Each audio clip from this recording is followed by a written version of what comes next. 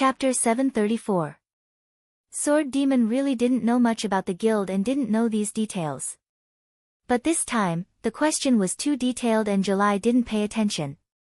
Brother, you came over at this time and said with some dissatisfaction, "Why didn't you ask me?" "Oh, you know." Sword Demon quickly turned his head. "Of course." Brother Yu entered pride mode and said to Sword Demon, "First of all, we have to figure out what you want to know. Do you want to know if the membership application can be kept? Or do you want to know how to keep the membership application?" "Brother Yu." Sword Demon shouted Brother Yu's name.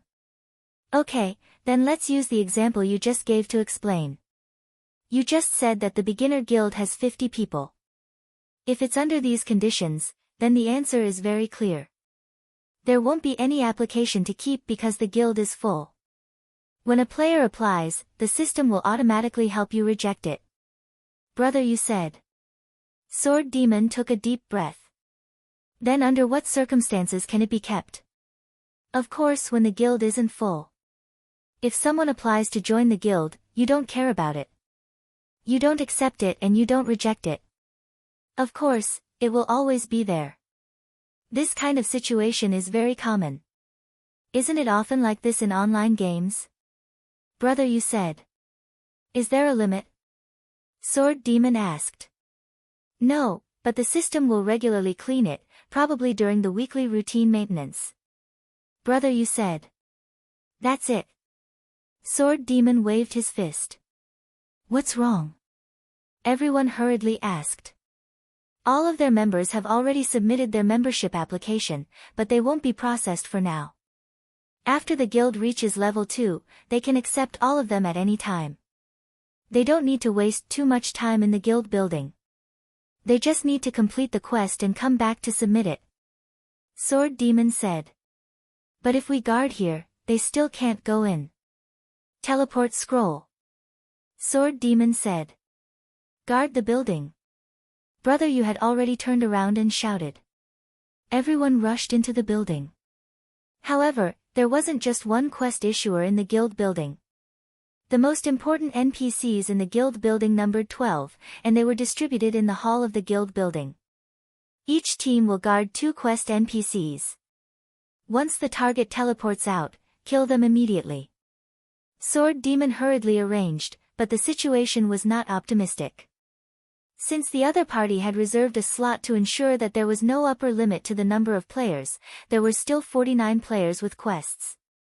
Sword Demon's party only had a little more than the 49 players, and most of them were amethyst girls who had reincarnated. It was impossible for them to kill all 49 of them in one go. It would be fine if there were only 4 of them. After seeing everyone stand near the 12 NPCs, Sword Demon also realized this problem and sighed. "It's useless. We can't stop them from turning in the quest." Sigh. Brother Yu calculated at the side. A beginner guild only needs 5,000 reputation points to rise to level 2. Generally, mid-sized quests and above have more than 150 reputation points. Using the lowest 150 reputation points, the other party only needs to complete 34 quests of this level to rise to level 2. 49 people with quests are very rich. And if the other party has more than 200 helpers, there isn't a problem of not being able to complete the mid-sized quests. It just needs some time. However, they are scattered all over the city, and even outside the city. It's impossible for us to stop them. Everyone was depressed. At first, everyone was convinced by Sword Demon's deduction, but now they realized that the other party had set up a dead end. The guild's promotion to level 2 was already unstoppable. Even if we kill them here and use teleportation scrolls to chase them to the resurrection point to kill them 25 times, we'll only be able to clear out 49 people. The other party has a total of 300 people.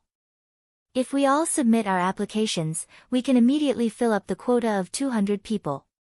In addition to the 50 or so priests and knights who don't need to join the guild. 300 people. I'm afraid young master doesn't have a special preference for round numbers. It's a prediction of the current situation, right?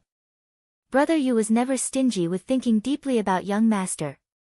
However, Sword Demon shook his head. 49 people's pursuit is just a theory. How can we instantly clear 49 people out of the formation at the same time? Even if we can clear them out at the same time, how can we have the strength to chase and kill multiple resurrection points at the same time? Even if we have this kind of strength, how could the other party not have made arrangements? Only 49 people came, and there are more than 200 people who didn't come. There are dozens of people lying in ambush at each resurrection point. Chase and kill. That's sending ourselves to be killed. Could it be that the only thing we can do is to wipe out these guys who submitted the mission once? Brother, you said. I'm afraid we can't even do that. After these 49 people submit the mission, they'll bring out the attitude of dying together with us. This is because they know that they'll only die once, but if they bring our people to the resurrection point, it'll be equivalent to 25 times. Sword Demon said. Don't tell me we'll just let them strut around and accept the mission, and we won't even dare to move. Yutian Shinming said. Try to arrange it as much as possible. We can still kill them, but the troublesome thing is in the future. Sword Demon said. What? The other party has the advantage in numbers. They'll carry out an ambush at the resurrection points. There will be 40 to 50 people lying in ambush at a few resurrection points. Then, they'll leave a team with the same number of people as us. When we meet them, they won't hesitate to change as many people as possible at all costs. They can afford to die, but we can't. Sword Demon said. Everyone was silent. If the other party used this kind of tactic, then they would completely show off their advantage in numbers. Amethyst had top-notch experts like Qianli Drunk, Sword Demon, or Slender Waist Dance. However, no matter how strong the experts were, they could only take care of an area alone. The other party was everywhere, and the experts couldn't split themselves. There's only one way. Gu Fei suddenly said. What way? Everyone looked at him. I'll go find Little Ray. Gu Fei turned around and prepared to leave. Discuss with him. Will this work?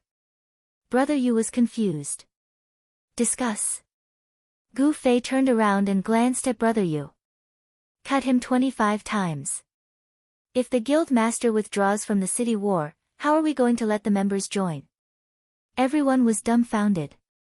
Although it was true that Little Ray was the other party's guild master, in everyone's eyes, the other party only borrowed Little Ray's identity as a city guard. Little Ray himself probably didn't participate in this matter. Little Ray was still the pure Little Ray who was free from vulgar interests to make money. But now, Gu Fei regarded Little Ray as a target to kill repeatedly. That's the only way. Sword Demon also nodded. There's no point in staying here. Everyone maintain the previous group and search the city. If you encounter the other party's mission, try to stop them as much as possible. If you encounter Little Ray, quickly kill him. After that, immediately send a message to Qianli, and let him repeatedly kill Little Ray. Wait. Sword Demon suddenly thought of something. What now? What if the other party has already predicted this? Little Ray is a knight. When he revives, he will be in the knight's camp. If the other party has set up a trap there, won't we be walking right into an ambush if we chase after him? Sword Demon said. That's very possible. Gu Fei nodded in agreement. A team will follow me to the knight's camp to take a look. The others will follow Sword Demon's arrangements. The opponent was the cunning Han family young master. Gu Fei didn't dare to be too carefree, so he still brought a team of helpers. Gu Fei had already experienced the value of helpers today. For the first time, when he fought with the Han family young master, if it weren't for a few mercenaries, the result would have been very different. With the plan set, everyone quickly began to move. Yutian Shinming's team followed Gu Fei to the knight's camp. Sword Demon also inquired about the news from Slender Waist Dance. Slender Waist Dance had just walked around the 4 main resurrection points, but according to her, she didn't find anything. This girl was the same as Gu Fei. She wanted to kill whoever she bumped into on the way, but she didn't get what she wanted. The 4 resurrection points that Slender Waist Dance visited didn't include the Knight's Camp. Now that she heard that there might be a big show at the Knight's Camp, this girl naturally went wherever there was excitement. Sword Demon warned her to be careful in case there was an ambush, but she didn't really take it to heart. This girl's speed was faster than Gu Fei's. Gu Fei also brought a team of people, so she ended up arriving at the Knight's Camp much earlier than Gu Fei and the others. Arguing with Gu Fei was already a major theme in Slender Waist Dance's parallel world. At this time, she naturally sent a message to mock Gu Fei's turtle speed. Gu Fei was also used to arguing with this girl. He replied unhappily, "If you run so fast, no one will bury you if you die. TSK, I don't know who will die first. Honor kill." Slender Waist Dance said. Gu Fei's face was full of tears. A stain. And it was a stain that couldn't be washed away. He had already been killed, so he was destined to be mocked by Slender Waist Dance until the end of the city war. "Be careful, we'll be there soon." Gu Fei, who had been robbed of his honor, couldn't refute the mockery, so he could only change the topic seriously. "Okay." Slender Waist Dance was just a bit arrogant, but she wasn't someone who didn't know the gravity of the situation. She knew very well what would happen if she jumped into the Knight's Camp and rushed out with 50 players. In fact, when she entered the range of the Knight's Camp and sent a message to Gu Fei, she had already entered stealth mode. Moving slowly. There was no one on the streets. Many girls in Amethyst had already realized that moving around in such an empty city was really a bit scary. Aside from a few brave ones, the girls all worked in pairs when doing quests. Slender Waist Dance was a bit conflicted. She was actually a bit scared of this empty city, but with her usual behavior, she couldn't say the word scared, so she could only bite the bullet.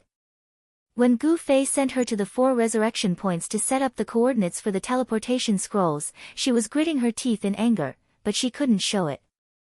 Right now, in stealth mode, moving slowly on the empty streets undoubtedly added to the atmosphere. Slender Waist Dance looked around nervously at the slightest movement. She wasn't afraid of being ambushed by players, but she was afraid of the situation where there was clearly movement behind her, but when she turned around, there was no one there. Slender Waist Dance stuck close to the wall, moving bit by bit. Beep! A sound suddenly came from the quiet street. Slender Waist Dance was scared out of her wits, especially when she looked around and saw that there was no one there. She panicked even more and wanted to send a message to ask Gu Fei where they were, but when she looked, the message receiver was flashing. It turned out that the beep just now was a system notification. Opening it, Gu Fei asked, "What's the situation?" "Motherfucker, you scared me to death." Slender Waist Dance clenched her teeth, but of course, she couldn't say that, so she calmly replied, "Nothing much." "Where are you guys?" "If there's nothing, we won't come over." Gu Fei said. "Fuck." Slender Waist Dance was furious. "What?" Gu Fei didn't understand. "Nothing." Slender Waist Dance said. "What's the situation?" "Since you're here, hurry up and take a look. It's fine even if you're ambushed. If you die, you'll go back to the Thieves' Guild." Fuck, you still haven't given me the teleportation scroll." "Don't die, I can't save you." Gu Fei said. Do you think I'll die that easily? Do you think I'm you?" Slender Waist Dance was provoked by Gu Fei, and her fear dissipated a bit. She took a few large steps forward, turning corners, alleys, and all the places where people could hide. Slender Waist Dance looked around, but there was no one. In front of her was the Knight's Camp's courtyard. Slender Waist Dance moved forward, stuck her head out, and found that there was no one. She let out a long breath and replied to Gu Fei, "I walked around, but I didn't see anyone." "Really? I actually don't think there'll be an ambush at this time. The other side is mostly neutral players, so where would they find people? But you don't have to leave. Just stay there and guard. If Little Lei is sent over, kill him." Gu Fei said. "No, I won't do something as boring as waiting for someone." Slender Waist Dance hurriedly said. Huh. In Gu Fei's memory, Slender Waist Dance was pretty patient when it came to ambushes and assassinations. If you want to stand guard, then stand guard. I'm leaving. Slender Waist Dance said. Then you make a Knight's Camp scroll. Make two. Gu Fei said. Where are you?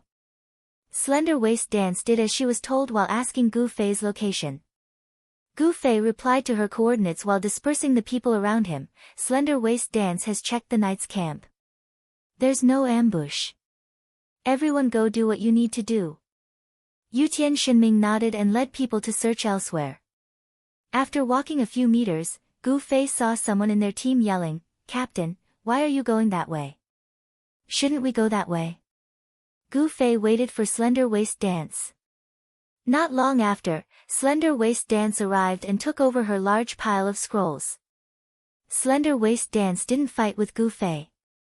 Although she liked to challenge Gu Fei, this girl knew that she was still far from Gu Fei's level. She didn't want to mess with the big picture when it came to serious matters. Good performance.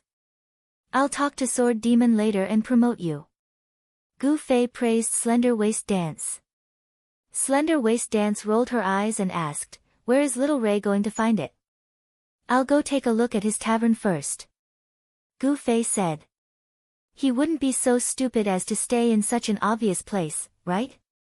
He should have thought of it. Slender Waist Dance said. It's just blindly running around anyways. Gu Fei said that there was no direction to find people in the game. It wasn't like real life. At least there were homes, jobs, and schools. It was very easy to find people in a few spots. After saying this, Gu Fei headed in the direction of Little Ray's bar. After a few steps, he stopped and turned his head in surprise. Why are you following me? To Little Ray's bar. Slender Waist Dance said. No need, I alone am enough. Gu Fei said.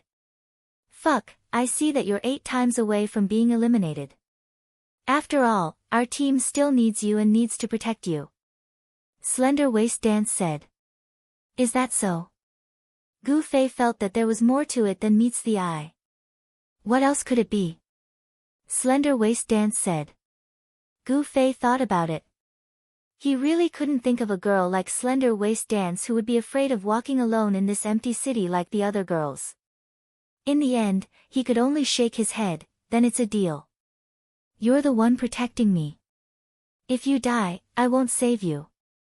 TCH. Slender Waist Dance snorted coldly and walked in front with large strides. Gu Fei followed behind. As he hurried along, he kept in contact with Sword Demon and the other teams, asking about their discoveries. I found a team. Someone suddenly sent a message. Yun Xiang. The first to find the target was actually Yun Xiang. Coordinates. Sword Demon hurriedly shouted. Fuck, what is this? Not only Yun Xiang, but Yun Xiang's team also complained. What's going on? Sword Demon was extremely nervous.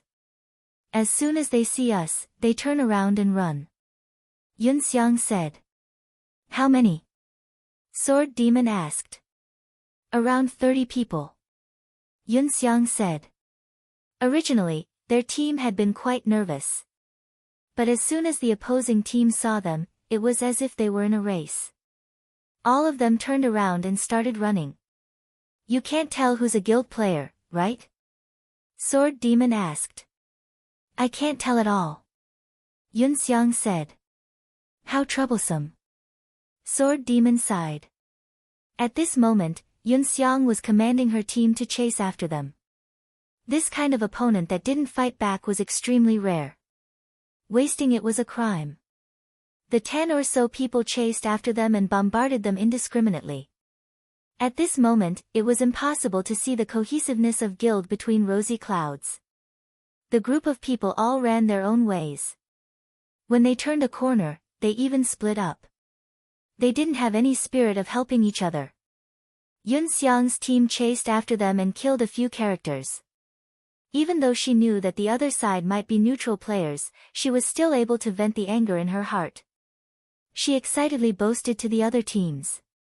When the other teams heard of this good news, they all wanted to quickly run into some sandbags to play with. In the end, they really did run into them. Yutian Shinming and July's teams also ran into the other side, but they weren't as large as Yunxiang's team. One team had around 10 people, while the other only had 2. Chase. Of course, they chased without hesitation. The other side also used the same strategy. They didn't resist and just ran. In the end, July's team cheered. Her team had only found 2 targets and they were successfully killed. In theory, one of them was definitely a guild member. They had finally obtained a substantial kill. However, the chase couldn't continue.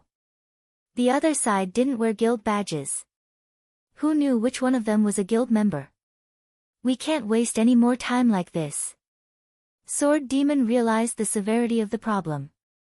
Little Ray, everyone, hurry up and find Little Ray. If we meet another opponent, let them run. Don't chase after them. They aren't running away. They're stalling for time. With their current situation, running away and luring us to chase after them is the most effective way to stall for time. Gu Fei and Thin Waist Dance also met a team on the road. However, at this time, Sword Demon had already made a decision. The two were very rational. Seeing the other team run away in panic, they ignored them and quickly rushed to Little Ray's bar. Sure enough, the bar hadn't opened yet. Little Ray's current whereabouts were unknown. Chapter 735. They couldn't find Little Ray at all, especially since Little Ray definitely knew the severity of the situation. If he was deliberately hiding, it would be even more troublesome. The only thing they could confirm at this time was that Little Ray was still online. Amethyst was a very overpowered guild. There were less than 60 people in total.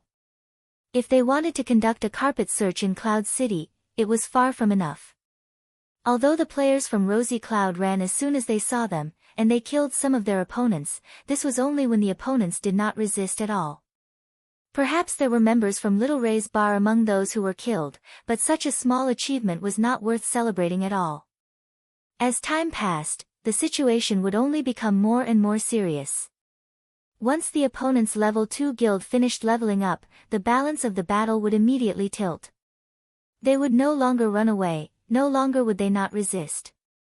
They would set up an ambush at the resurrection point and rush forward to fight to the death with anyone they encountered. 2 lives for 1, 3 lives for 1, they would not hesitate. What should we do? Everyone could only pin their hopes on finding Little Ray. Experts like Yutian Shinming had already risked their lives to move around the city alone. Everyone was running for their lives just to catch Little Ray. Although this was usually a hot topic, most players did not really care about this character. Now, it seemed that he had become the key to victory. At the 4 gates of Cloud City, the players from Little Ray's bar from Rosy Cloud were trying their best to blend in with the outside world in an inconspicuous manner. At this time, the players from Rosy Cloud were already paying attention to the 4 gates. It was easier said than done to enter and exit easily. However, the players from Rosy Cloud seemed to be unaware of this situation. They quietly snuck in and blended into the crowd. Some players had already set their eyes on these guys. Because they felt that it was a very important point, no one said anything. They all wanted to quietly obtain it for their own guild. Who would have thought that in the chaotic battle, some combat teams would rush here and there? In the blink of an eye, these players who had blended into the battle had disappeared. Damn, idiots! The players who had their eyes on the prey cursed these combat teams in their hearts. However, once, twice, thrice. Some players had found the prey more than once, but each time, there would be such a team coming out. After the chaos, the prey would disappear. Damn, they're stealing points, right? Some people reacted and began to pay attention to these teams. Soon, they saw that it was Rosy Cloud's team. Everyone was discouraged. It turned out that it was Rosy Cloud's team who had killed Qianli. The players could only silently retreat to the side, hoping to pick up some prey when Rosy Cloud wasn't paying attention. Who would have thought that Rosy Cloud seemed to be able to predict when prey would appear? Every time the players noticed someone sneaking out, Rosy Cloud would be ready and quickly wrap up the prey. Finally, the hunting players realized that the team in the Rosy Cloud seemed to have stopped moving. They were very excited, feeling that their chance had come. However, after that, they did not see any more prey appear. Because they were too distracted by the city gate, they were sent back to the living camp by the system guards. Of course, Rosy Cloud's guild wasn't hunting. They were covering. Guild quests, especially mid-sized quests that required combat, weren't limited to the main city. They often required players to go outside the city to complete certain quests. Most of the players who accepted these quests had to leave the city. However, at this time, the attacking guilds had already placed great importance on these quests. These defending players would sneak into the main city while the attacking guilds weren't able to chase after them. However, if they walked out of the main city, they would become moving points in the eyes of everyone. Therefore, when Rosy Cloud received the quest and was about to leave the city, the prepared team had already come to receive them. They placed the players who had snuck out of the city into their own group. Other players would see them, and the system wouldn't attack the defending guilds, so they were naturally very safe. The protected players would casually change their equipment and walk out in broad daylight. No one would know who they were. Those who didn't know would just think that they had been killed by Rosy Cloud's players. After approaching 43 times, they successfully received 43 quest players. As for the other 6, their mission content was within the main city. The 43 people and Rosy Cloud's companions couldn't form teams or communicate.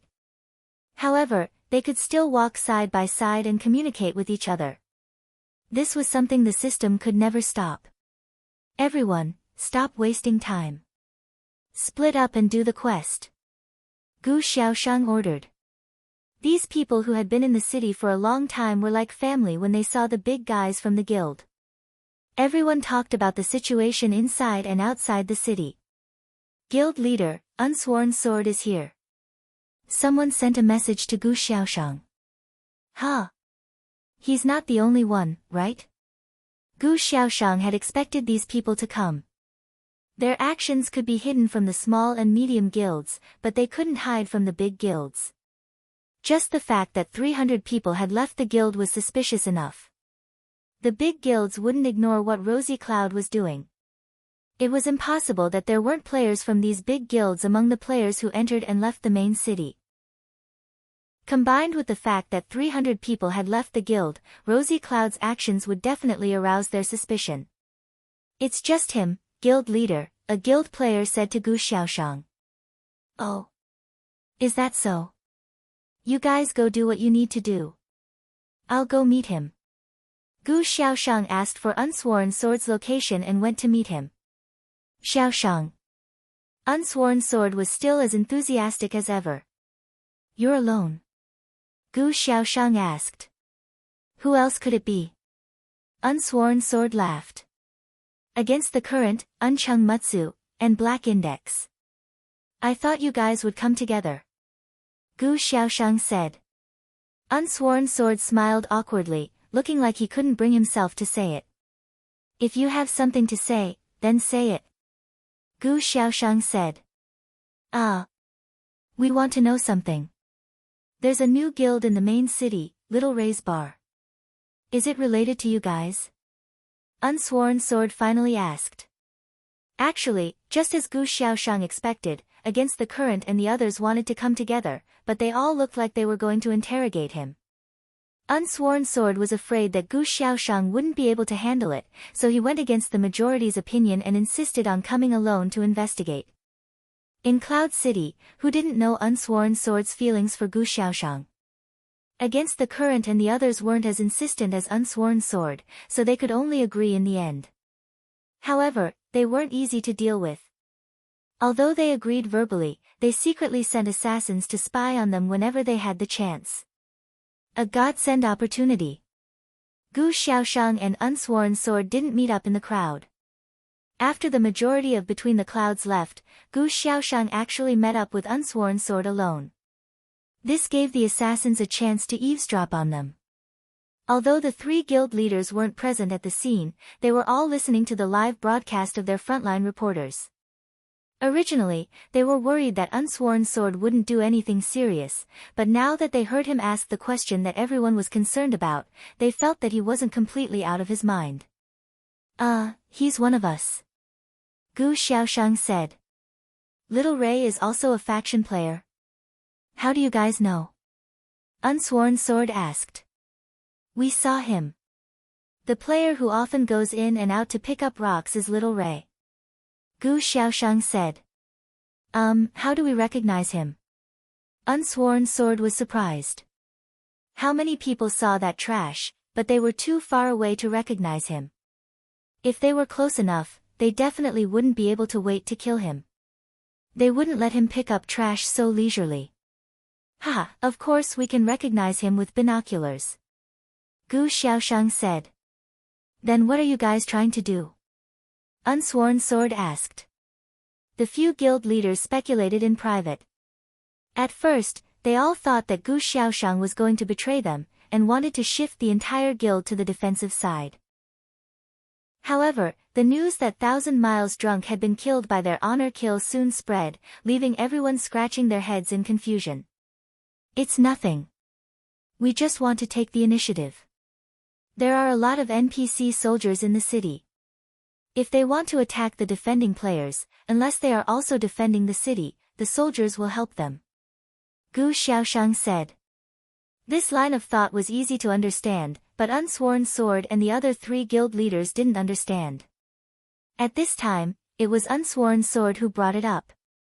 What's in it for your guild? You won't get any points this way. We just found a way to kill them, so we did it. Maybe you guys have a better idea. Gu Xiaoshang said. Unsworn Sword was speechless. They were being played around by a few defending players. The guild leaders of the entire city were being kept in the cabbage field. What other ideas could they have? Their method was to defend, and hope that the other side would come to provoke them again.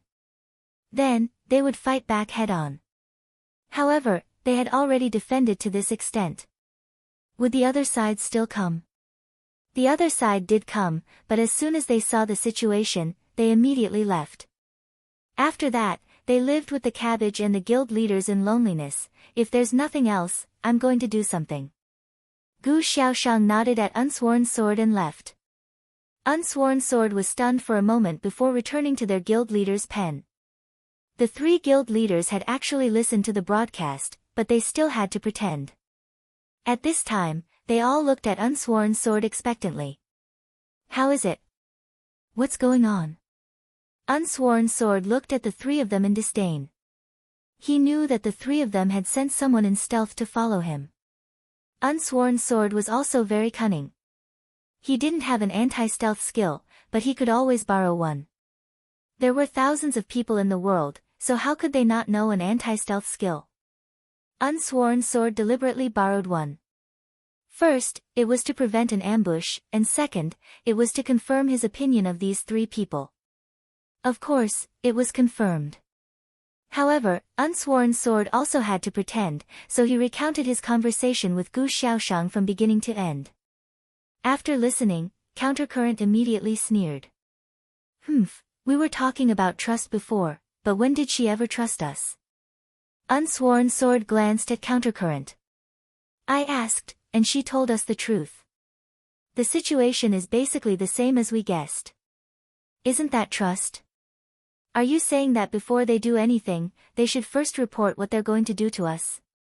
That's the only way to show trust. Countercurrent was stunned after hearing this, but he was still a little unhappy. Unsworn Sword sighed and asked the three of them. Your guild picked 300 people to give up their current guild points and leave the guild to do something like this. Can you pick 300 people? This. The three of them didn't answer. In fact, they all knew the answer. The big guilds could attract players largely because they could quickly accumulate a large number of points. Now that they were asking people to give up their points, What was the point of them joining the guild? Wouldn't they still rebel? Unsworn Sword sighed. Do you know about guild points?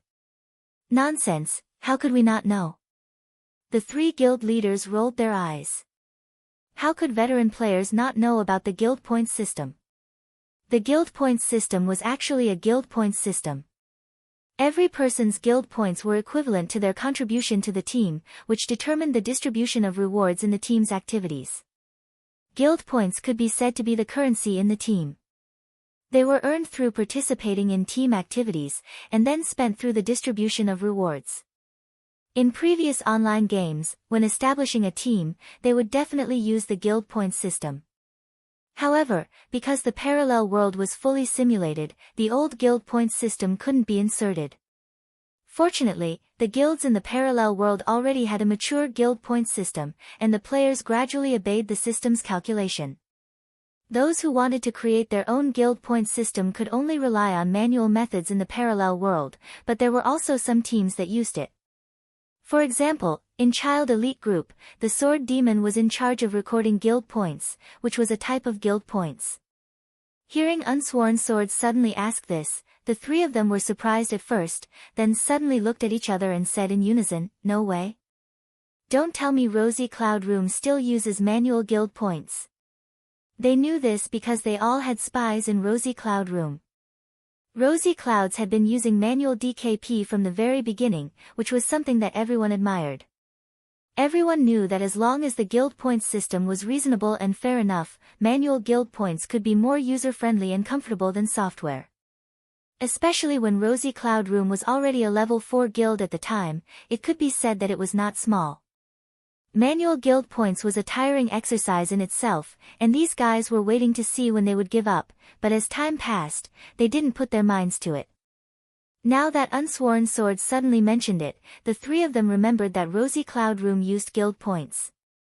Could it be that after so long, now that they were already a level 6 guild with thousands of players, they were still using guild points?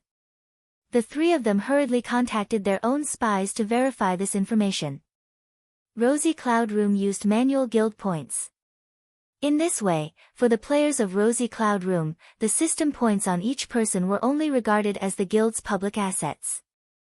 What played a decisive role were the guild points that the players held in their hands. When the rewards were distributed, these people who did not have points but had guild points could still ask those who had points to buy equipment on their behalf, and they would be the ones to spend the points. Moreover, when it came to this, the three major guilds had a deeper understanding of the guild activities in Rosy Cloud Room. They would try to concentrate points on one person as much as possible, which actually gave them an advantage. Some reward equipment that required a large number of points. In a normal guild, a player would need to be active for a long time to accumulate points. However, in Rosy Cloud Room, everyone intentionally gave the task of obtaining a large number of points to a single player, helping them quickly accumulate a large number of points. It was actually easier for them to obtain high-end equipment, as long as they converted the equivalence between points and points. From the personal experience of the spies, none of them had any objections to Rosy Cloud's system. Well, points are points, but from the perspective of a city war, they still won't get any system rewards for doing this. Against the Current said. So you don't have to be jealous, right? Unsworn Sword said. Against the Current was speechless. Indeed, what Rosy Cloud Room was doing would not give any system rewards. Even if they killed Qianli's drunken 100 times or 1,000 times in the city, because they were using the identity of a city guard, they wouldn't get any points. However, why was there still some inexplicable jealousy in her heart? Jealous that they could come up with such a plan. Could it be that he was more interested in killing Qianli's drunken than in earning guild points? Ahem, but doesn't this mean that Qianli's drunkens group is temporarily restricted in the main city? Black Index Finger asked. I don't know about that, I didn't ask. Unsworn Sword said. Go ask. The three of them urged Unsworn Sword. Don't you have friends? Go ask them yourselves. Unsworn Sword said. The three of them stared at him. Don't worry, as long as you ask, little Shang won't hide anything. Unsworn Sword said. However, I'll say this first. If someone has any selfish motives and tries to disrupt their operation, I won't let them go. How could that be? They won't get any points for what they do, and we won't be jealous. It's good enough to let them kill Qinli's drunken. Why should we be jealous? Unchung Mutsu said. That's good. Unsworn Sword nodded meaningfully. On Rosy Cloud Room's side, the 43 players who had left the city were each accompanied by someone to complete the quest. Although they couldn't form a party, it was more convenient. In the case of different parties, the monster's ownership was calculated in 3 aspects: the first hit, the last hit, and the damage dealt during the kill. The first hit could be obtained without any mistakes, the damage dealt during the kill wouldn't be too different because they weren't in a party. As for the last hit, with the quality of the current players, as long as they didn't make any mistakes, they could obtain it. Overall, it was even more foolproof. After Gu Xiaoshang and Unsworn Sword parted ways, he also rushed to a certain quest location. Everything is going well. Gu Xiaoshang met with the Han family young master. Yeah. The Han family young master nodded. They can't stop the guild from leveling up. It won't be difficult to get rid of these guys. There's still one last step. I think you can start thinking about it now. Go ahead. Gu Xiaoshang said. Hee, after we get rid of Qianli's drunken and the sword demon, these 300 people can take turns joining the city defense guild before returning to Rosy Cloud Room. Then, they'll come to us and be killed by Rosy Cloud Room. Which is more valuable, the players or the system guards? Based on the difficulty of killing them, it'll probably be the system guards. But this part of the kill is equivalent to giving them away for free. There are more than 300 people, and if each of them kills 10 times, I think the points will be quite considerable. Of course, you don't have to kill them too thoroughly. Count the number of times each person can kill 3 to 5 times, and then these people can focus on the quest. The Han family young master said. Butterfly knot, yesterday's chapter number was wrong again. Now it's 735. I repeat, now it's 735.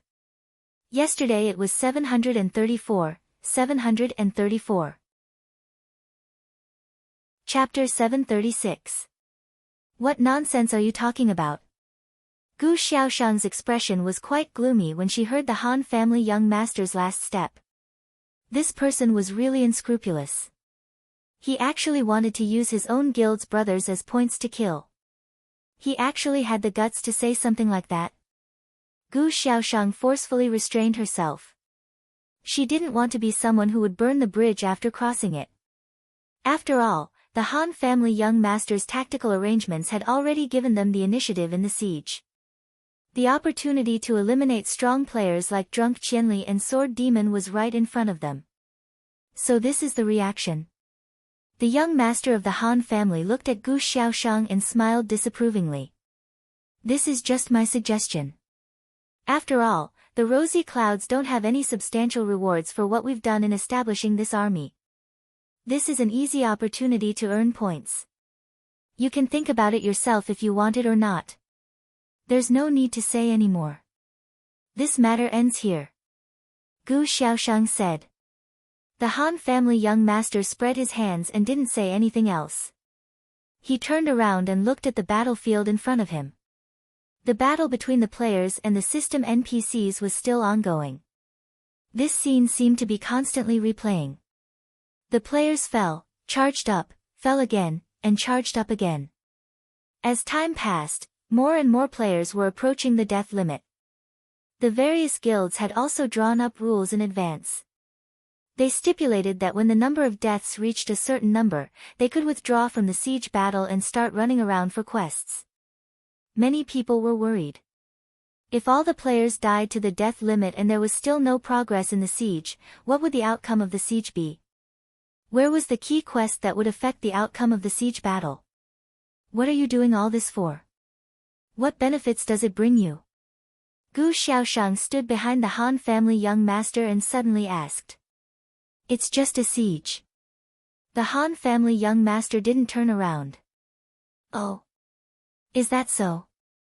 Gu Xiaoshang looked at this person's back and suddenly felt that he was very lonely. Because of the two special existences, Drunk Qianli and Sword Demon, his former companions had already rebelled and became the defending side. He was trying his best to deal with this group of opponents who knew each other very well. These guys, who had caused the major guilds to be at a loss and the 800 guilds to adopt a common defense strategy, were forcefully suppressed by him using some unfamiliar resources at hand and the settings of the system. If these thorns could be removed, as the biggest contributor to the siege battle, he wouldn't receive any rewards from the system. Even his comrade who had always fought alongside him had just developed feelings of disgust towards him. Ugh, it's really annoying. Although Gu Xiaoshang had such thoughts, she still couldn't get rid of the last step that the Han family young master suggested. She still couldn't get rid of the disgust. Although your last step made me sick, but I still have to say about. Thank you. You welcome. I don't about it. Actually you. You are about it. You. Xiaoshang. You. Han master. I know, it's a siege. We should all be a team. Gu Xiaoshang said. Unfortunately, this kind of team won't work. You guys should be careful. 40 moving points might attract some flies. Han family young master said. I understand. Gu Xiaoshang nodded. She didn't like the guilds fighting against each other. Although she didn't like it, she had to be on guard against other people doing the same thing. Gu Xiaoshang had already reminded the 43 guilds to be on guard against other players.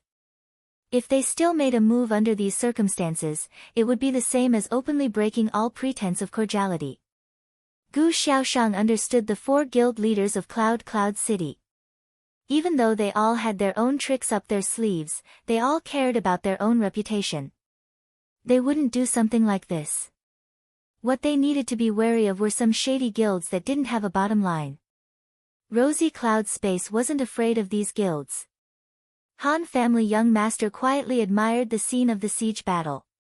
Gu Xiaoshang continued to listen to the reports of the 43 battlefields. Complete. Complete. Complete. Minutes and seconds passed. Reports gradually came in. Those who had completed the mission went to assist those who hadn't completed the mission. Their progress continued to increase. Finally, the 43rd mission was completed. The players quickly gathered and the teleportation scrolls were distributed. Sword Demon wasn't wrong.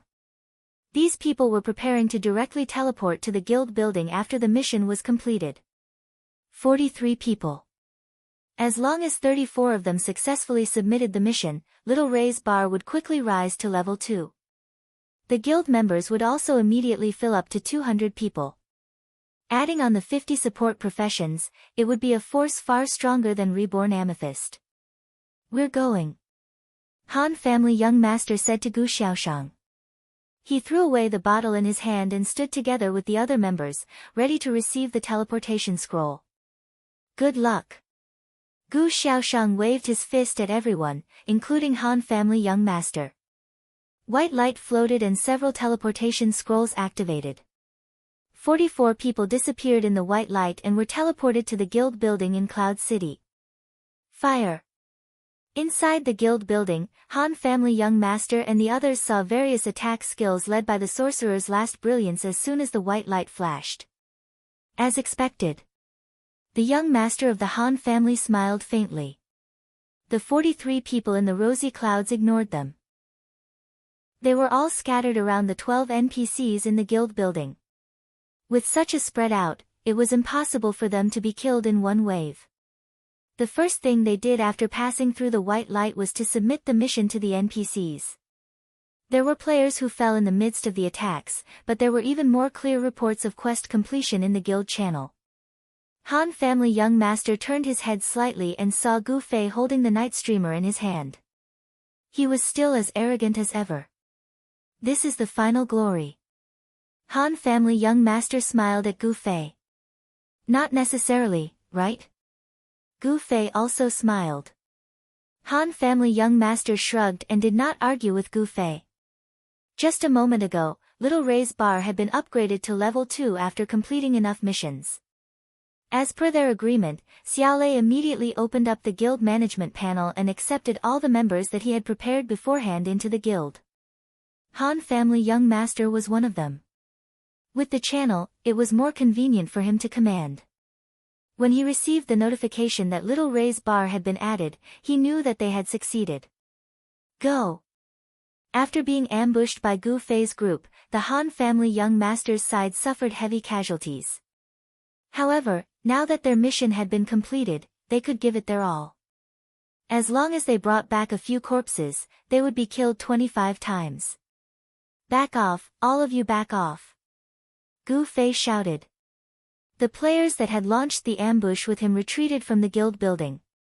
Gu Fei stood with his sword in front of him, looking as though he could hold the fort by himself.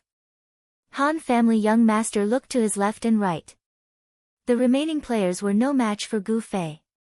The reason was simple. Those that died quickly in the previous ambush were those with low HP. Those with low HP were usually those that ran fast. As for those that survived, they were those with thick skin and short legs. They were destined to be toyed with by Gu Fei. Go back to your business. Gu Fei waved his hand and dismissed the players that had retreated from the building. Look, it's time for heroism again. Han family young master smiled. It's a waste to have too many people. Gu Fei also smiled. Kill me, chase me to the priest academy, and slash me 25 times? Han family young master asked. That's a good suggestion. Gu Fei said. Why don't we give it a try? Han family young master said. Don't panic, it's not your turn yet. Gu Fei suddenly made his move. He teleported, turned around, and used dual flame flash. What should have been a surefire instant kill was destroyed by a streak of white light. Han family young master's grasp of timing was extremely precise. When Gu Fei turned around and used dual flame flash, he was able to completely grasp it. This was something that Gu Fei couldn't control. After all, there was a time limit to the skill. If he didn't control the tempo, then he wouldn't have the double damage effect. With me here, it won't be that easy to kill. Han family young master said. Let's give it a try. Gu Fei wasn't too surprised. He already knew that Han family young master's cleric skills weren't just for show. His control of the tempo was also at the grandmaster level. He immediately weaved through the crowd, slashing left and right. He even found the time to run to Han family young master's side and give him a slash.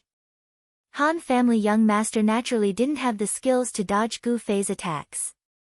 He could only heal himself in a rhythmic manner to avoid being instantly killed. He said, Aren't you letting yourself go? Did you get some equipment again? I can appraise it. Let me take a look. There's no need to go through so much trouble. It's easy to guess. Han family young master said. The bunch of short legs in between the clouds felt extremely depressed. Their speed couldn't catch up to Gu Fei to begin with. Moreover, Gu Fei's footwork wasn't a normal person's footwork.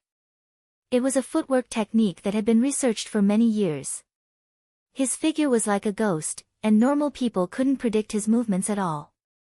Even Han family young master was secretly shocked. He originally wanted to rely on his own recovery to make these short legs form an effective encirclement. However, he had to admit that he couldn't understand Gu Fei's footwork at all. He couldn't predict Gu Fei's movements at all. Can you see through my footwork?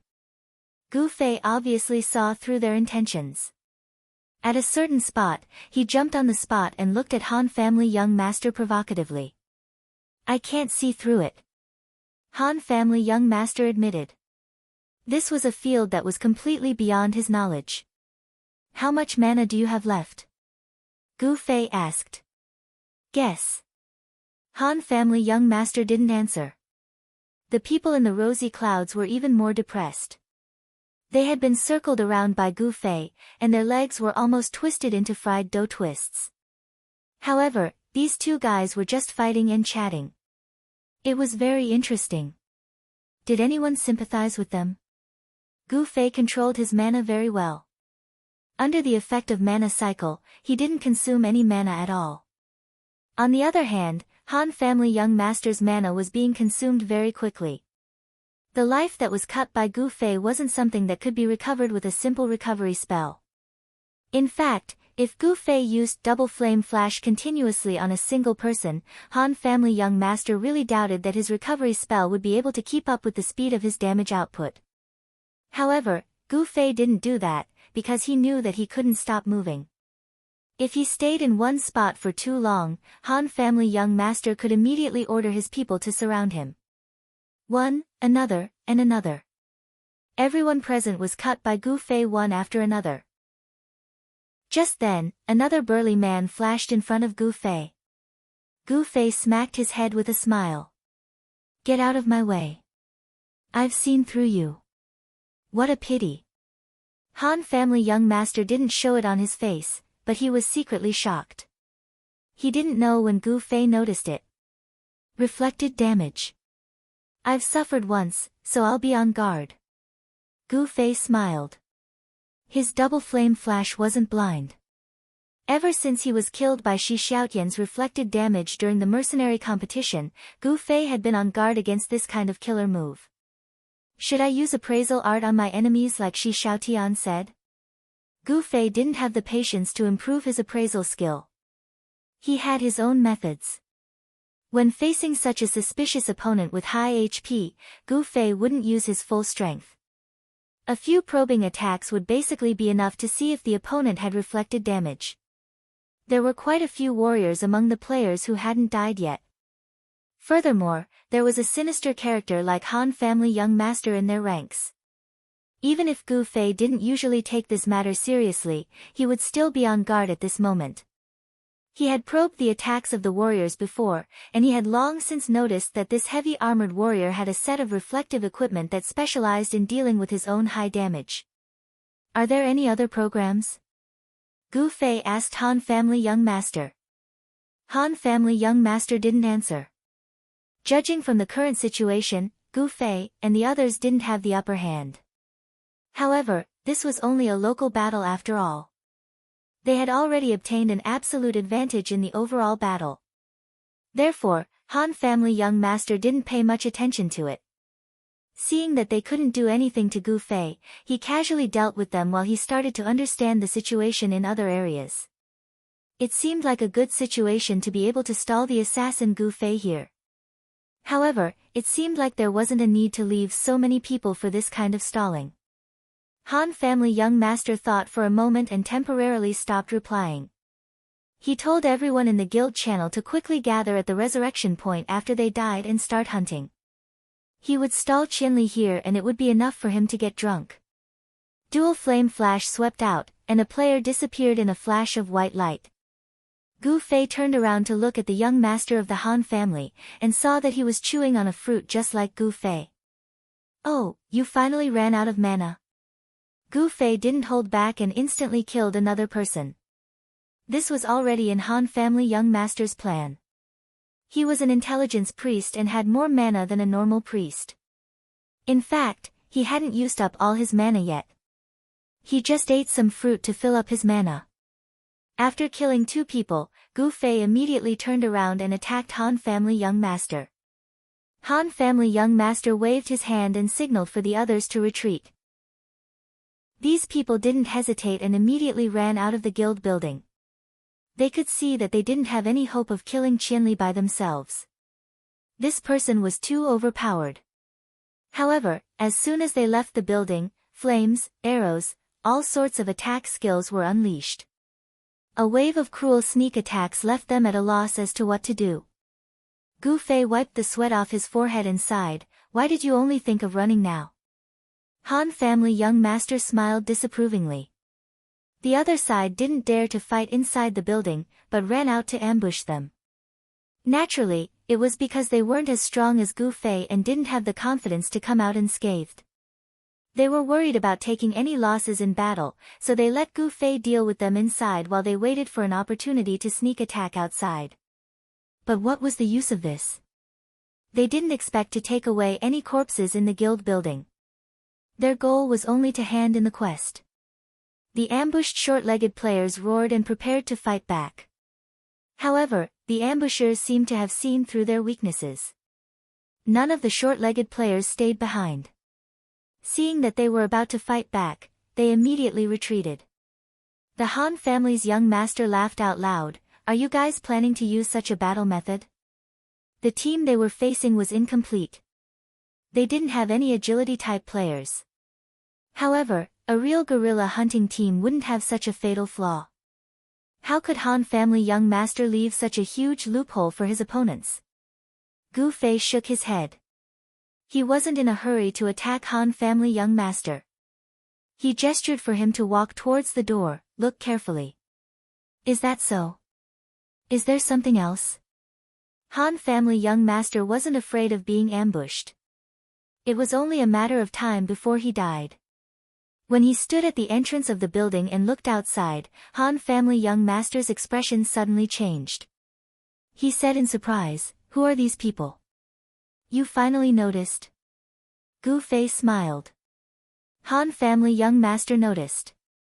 Originally, the combination of reborn amethyst and very awesome only consisted of girls and faces that he knew. However, this group of people in front of him was a bunch of men that he didn't know. Han family young master was dumbfounded. He seemed to have thought of something.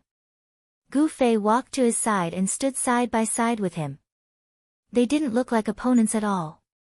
He patted him on the back and said, "Did you forget? My reborn amethyst was already a second-rank guild 800 years ago."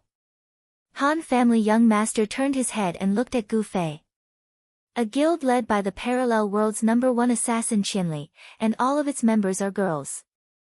Isn't this kind of guild recruitment slogan very attractive? Gu Fei said.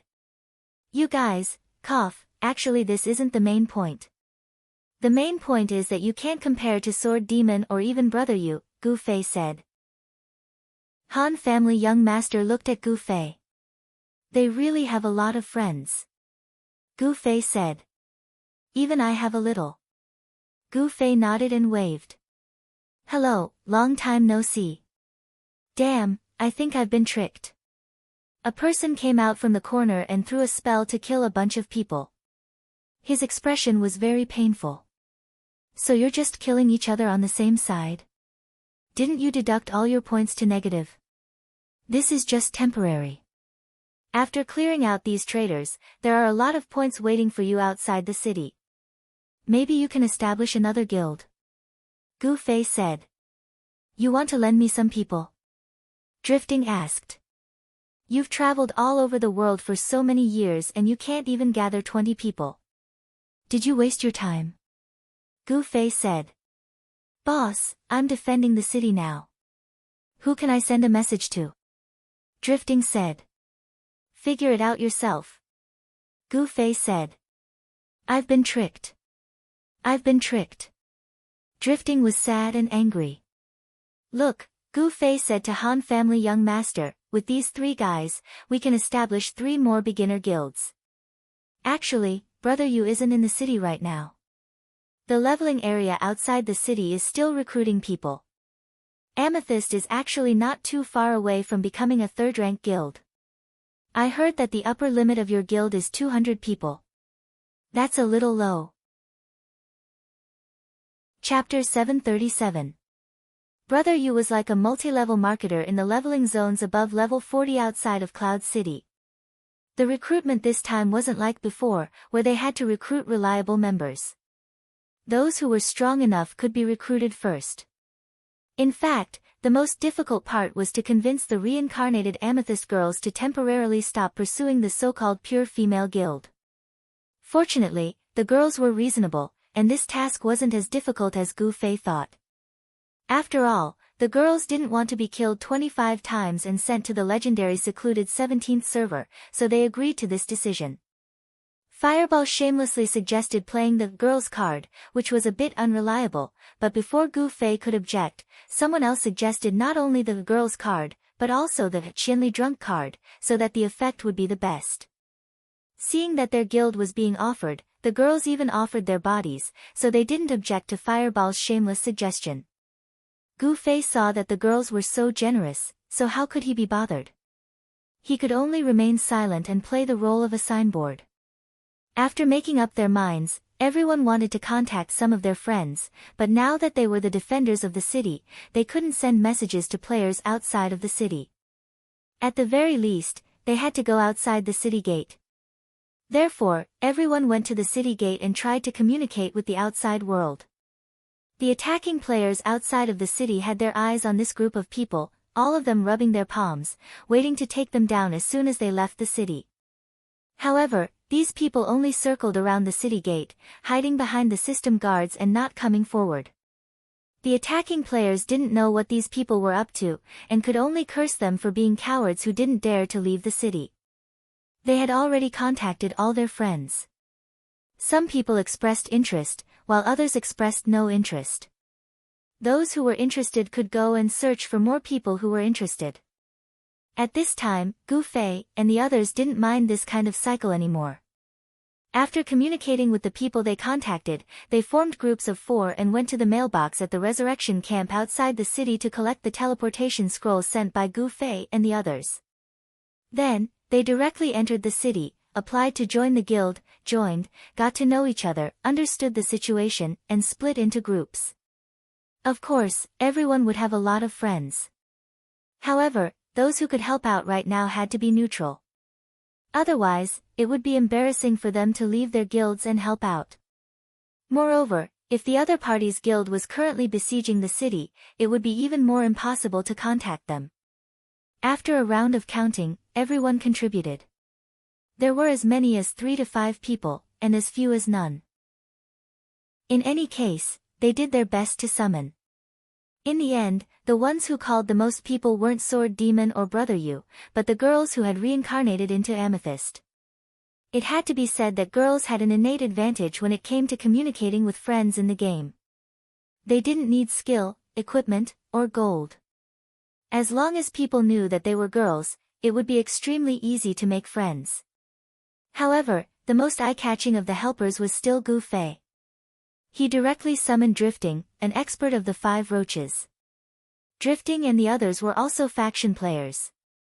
This meant that if they didn't have enough people, they could rely on these 3 guys to create 3 more guilds. That would be a total of 150 slots. Drifting came quickly. When he received Gu Fei's message, he was tempted. Although Drifting didn't contact Gu Fei, he saw Gu Fei's glory on the forums. In Cloud City, people talked about how Qianli's expression changed when he was drunk. Hundreds of thousands of guild members gathered together, but one person made them panic. The players in Cloud City were all complaining about why their main city was in such a situation. According to the discussions on the forums after the first battle, only Cloud City had city defending players. Drifting was ashamed. Very ashamed. He was also a city defending player, but he didn't have a sense of existence at all. No one in his main city knew that there were 3 city defending players secretly earning points. After seeing the report on Cloud City, Drifting decided to imitate it. This time, he wanted to try doing some big quests. In the end, what kind of quests were given depended on the faction. Gu Fei was in the Guard, and Sword Demon was in the Assassin League. These different factions played different roles in the city defense battle. What about Drifting and the others? The Vagrant Association. Therefore, the organization assigned the 3 of them the missions that they were best at, which were all errands. The captain of the North Gate Guards greeted the captain of the West Gate Guards, the captain of the West Gate Guards brought a message to the captain of the South Gate Guards, the captain of the South Gate Guards asked the captain of the East Gate Guards for help, the captain of the East Gate Guards wrapped 2 pieces of bread and asked him to send them to his wife. Drifting and the other 2 broke down. It was impossible to make a sense of existence with such quests. The 3 of them were basically messengers, and runners of the city defending players, so when he received the news that Gu Fei invited them to guard the city together to earn points, Drifting didn't hesitate at all. He felt that no matter from the perspective of profit or entertainment, the 3 of them didn't have a bright future here. It was better to join Qianli's drunken gang. However, The first thing Gu Fei asked them to do was to kill a group of players who were also defending the city. There was a reason for this, but why would the system care so much? Even an idiot would know that there would be no reward for killing players who were defending the city. Instead, there would be some sort of punishment. Drifting also understood that he couldn't keep killing like this. This was the last bit of darkness before the dawn. The dawn of accumulating points was right in front of him. For a bright future, he had to brace himself and endure this darkness. That was about all the friends he invited. Next, he had to go out into the wild to recruit new players. Fireball shouted that he wanted to go, but after a few steps out of the city, he was targeted by the players who had been waiting for his prey. When Fireball thought that no one was paying attention to him, he was immediately dismembered by a group of players. He couldn't have been more dead. After a discussion, the guild agreed that Fireball's wretched temperament didn't represent the image of the guild. In the end, it was decided that Reborn Amethyst and Overpowered would each send one person to take on this task. The Purple Crystal of Rebirth was personally led by Chiyue, and the extremely heaven-defying Brother Yu was sent out. Everyone knew how dangerous it was to leave the city. If they wanted to get out, they had to think of a way. July was gorgeous. She took out the equipment that the girls had collected from cosplaying. After the two of them put them on, they looked like two city guards. They walked out of the city gate mechanically and hid among the crowd of NPCs. No one could recognize them at all. After getting through this first obstacle, the rest would be easy. Taking advantage of the moment when no one was paying attention, they changed their equipment. The two of them were now like two players attacking a city. They fainted as they left the battlefield. The two of them went straight to the leveling area above level 40 and started to recruit people. 1,000 Miles Drunk's all-female guild. This signboard was really loud. Once Brother Yu shouted this slogan, there were a lot of players who came over to ask about it. However, those who were leveling at this time weren't necessarily neutral players. There were many guild players who didn't participate in the city war. However, being able to come to the leveling area above level 40 meant that their level was guaranteed. This wasn't the time to care about character. Brother Yu persuaded and pulled everyone he met. However, the players above level 40 were more mature in the game. Those who had a guild wouldn't be tempted to change guilds. Those who didn't have a guild were mostly determined not to join a guild. Therefore, Brother Yu's recruitment didn't go as smoothly as he had imagined. Many people came up to him and asked him curiously. Some even treated Brother Yu as a city war broadcaster to understand the current situation from him. Brother Yu and July walked along, trying to persuade people. Every time 4 people were gathered, a scroll would be sent into the city. At this time, the teleportation scroll had been washed to the coordinates of the guild building. There were people there to receive them. Once they entered the building, they would apply, join the guild, pay their respects to Qianli, and then understand the current situation. While the 43 people were rushing out of the city to carry out the mission, Reborn Amethyst and Overpowered were busy with this. The ambush at the guild building was more or less set up along the way. After the players entered the guild, they immediately listened to Gu Fei's explanation of what to do in the building, which was the ambush that the Han family young master and the others encountered. However, at this time, Brother Yu had used up all the teleportation scrolls in his hands. At this time, the newly recruited members would be taught how to sneak into the main city, and then they would sneak in on their own. The recruited players were no longer limited to those without a guild. Some players with a guild felt that this was a good opportunity to jump ship after learning enough information, so they immediately left their original guild and joined. Of course, Brother Yu didn't know about this situation. In his eyes, they were all fresh newbies. He only knew that he didn't need to take the initiative anymore. Their recruitment activity had spread through the mouths of the people. In the beginning, some people didn't actively persuade Brother Yu, but they rushed here to apply to join. It's almost full, right? Brother Yu, the king of intelligence, wouldn't forget to calculate. How many people could fit into the 2 guilds was a mathematical problem. It was impossible to fit more people. It's almost full.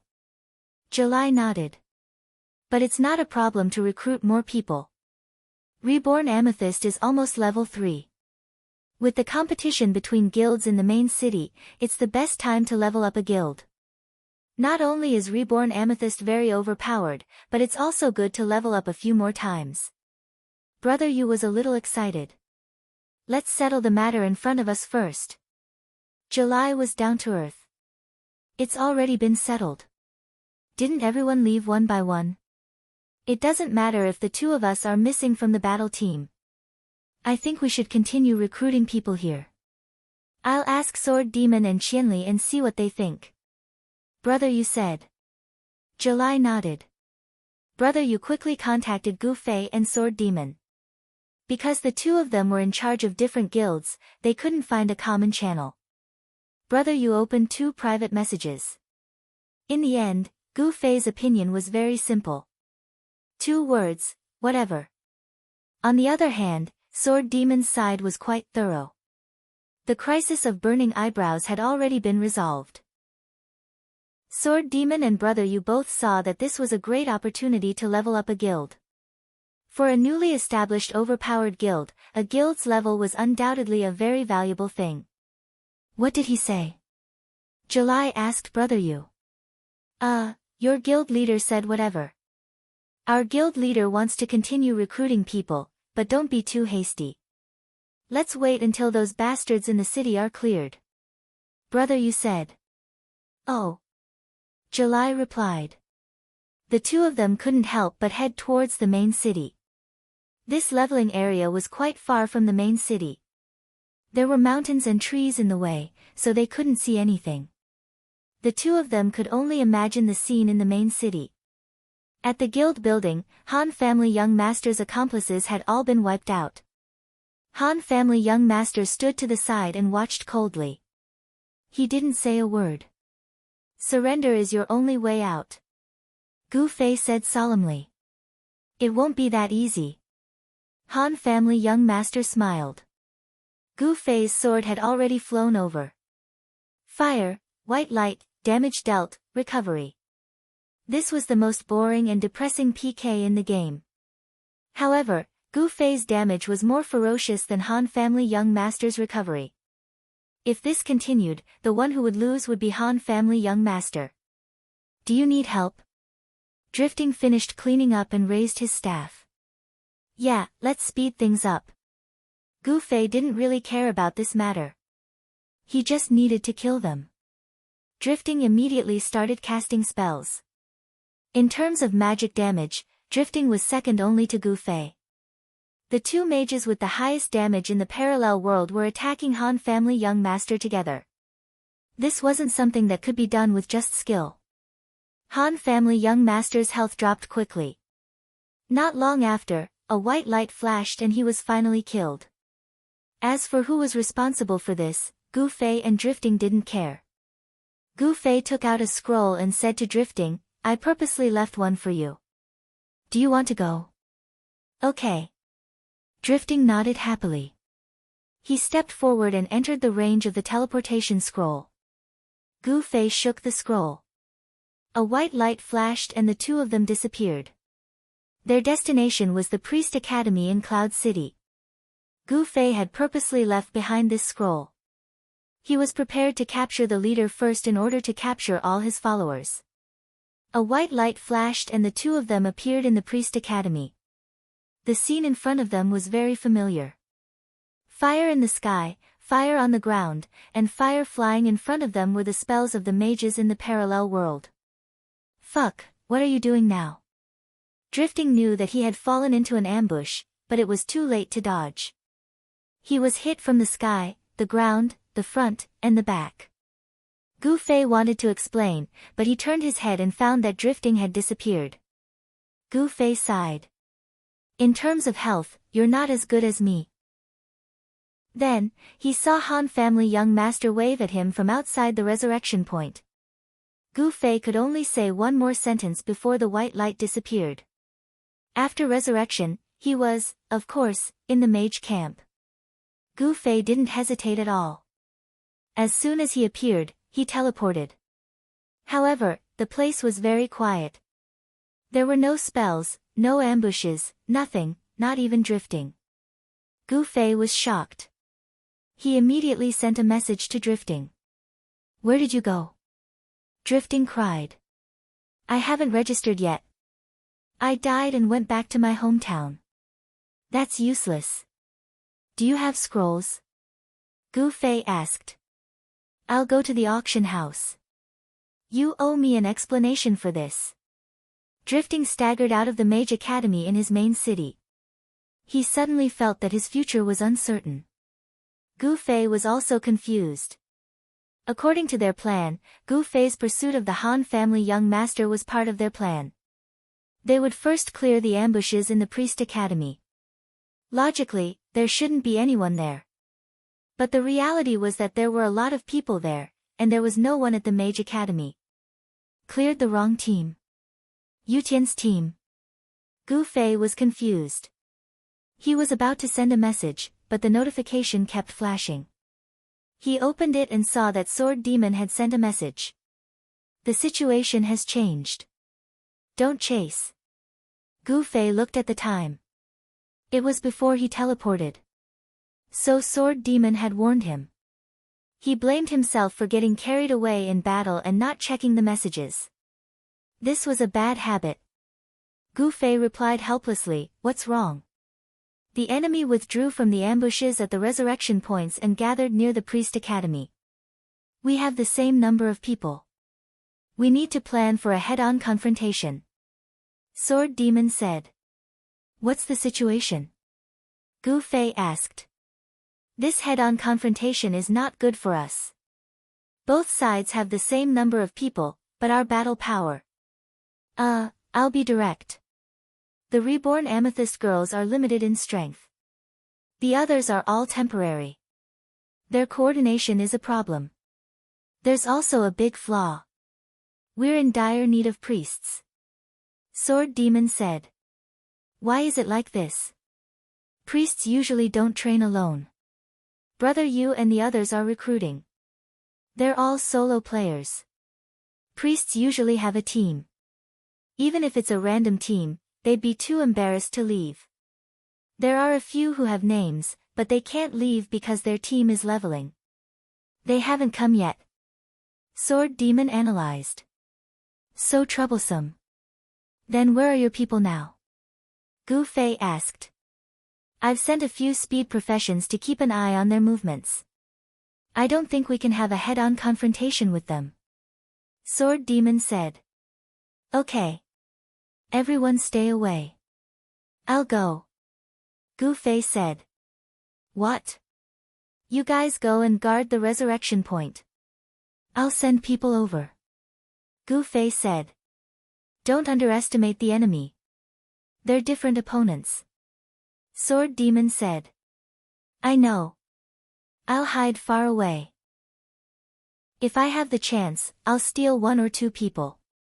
If I steal one, they'll have one less," Gu Fei said. "Then you'll have to tell us which resurrection point to guard, right?" Sword Demon said. Gu Fei thought for a moment. "Archer. How about this? You don't go alone. Let's form a mobile team and fight guerrilla warfare with them," the Sword Ghost said. "And, not bad, but why does it feel so familiar?" Gu Fei said. "It's the tactic they were originally going to use," Sword Demon said. "They reap what they sow." Gu Fei sighed.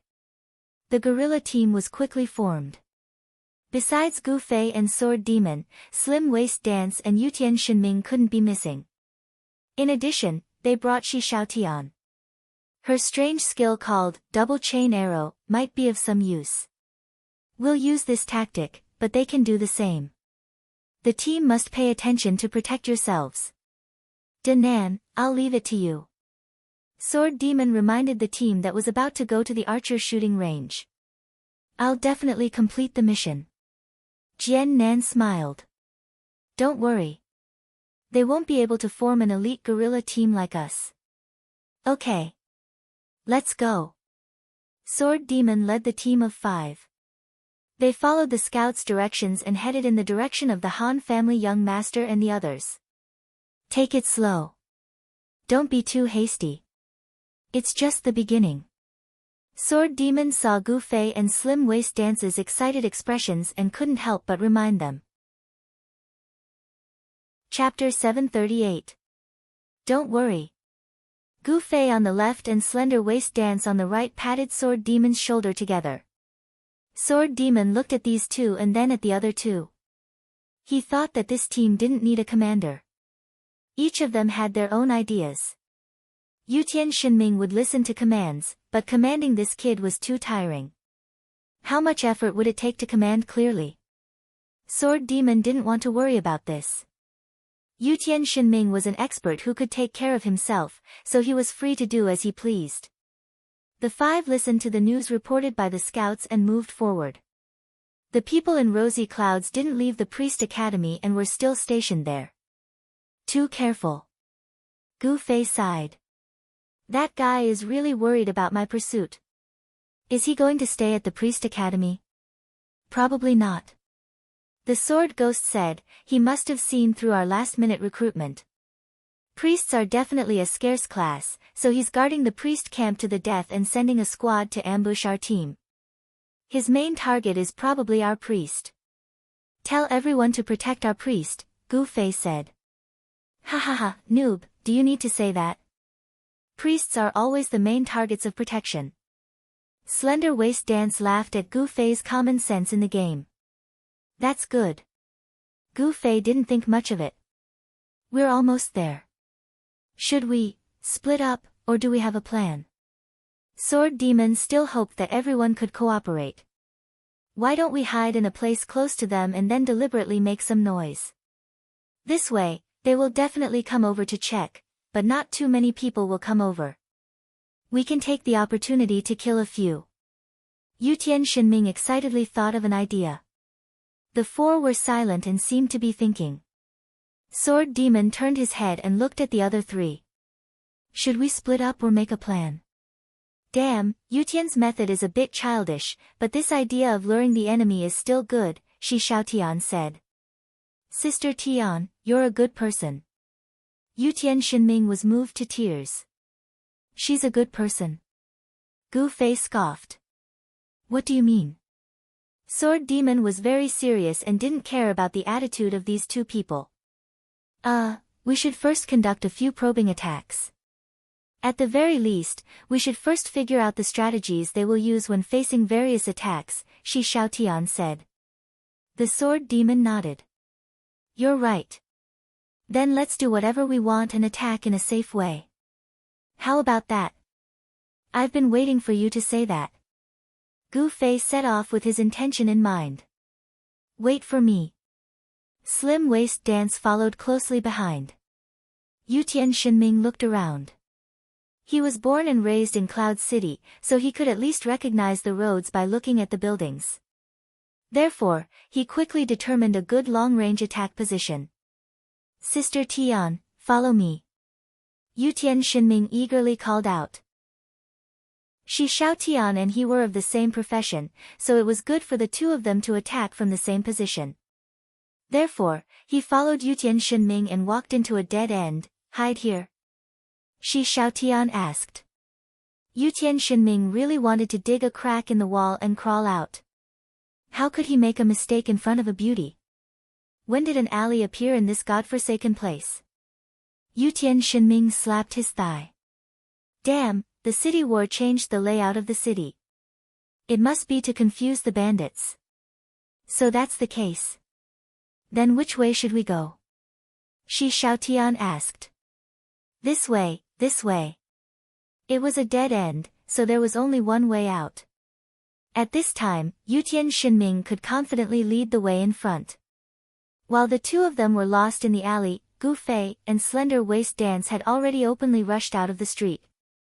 Looking around, there was a group of players in the colorful clouds outside the Priest Academy. They stood in an orderly manner, guarding against possible attacks from all directions. As soon as the two of them appeared, they didn't even have time to say a few words before the other side discovered them. The arrows of the archers and the spells of the mages were always the fastest to start, so the two of them hurriedly retreated into the street to hide. The security is very tight. Gu Fei said. Yeah. Slender Waist Dance said as she disappeared in front of Gu Fei. Hey! Gu Fei called out to her. You go and attract their attention. Slender Waist Dance spoke in the air. Where's Sword Demon? Gu Fei asked. I agree with Slender Waist Dance's suggestion. Sword Demon sent a message to Gu Fei. He was also in the air. Gu Fei was helpless. He didn't know how to stealth, so he didn't have the advantage that the two of them could sneak up on him.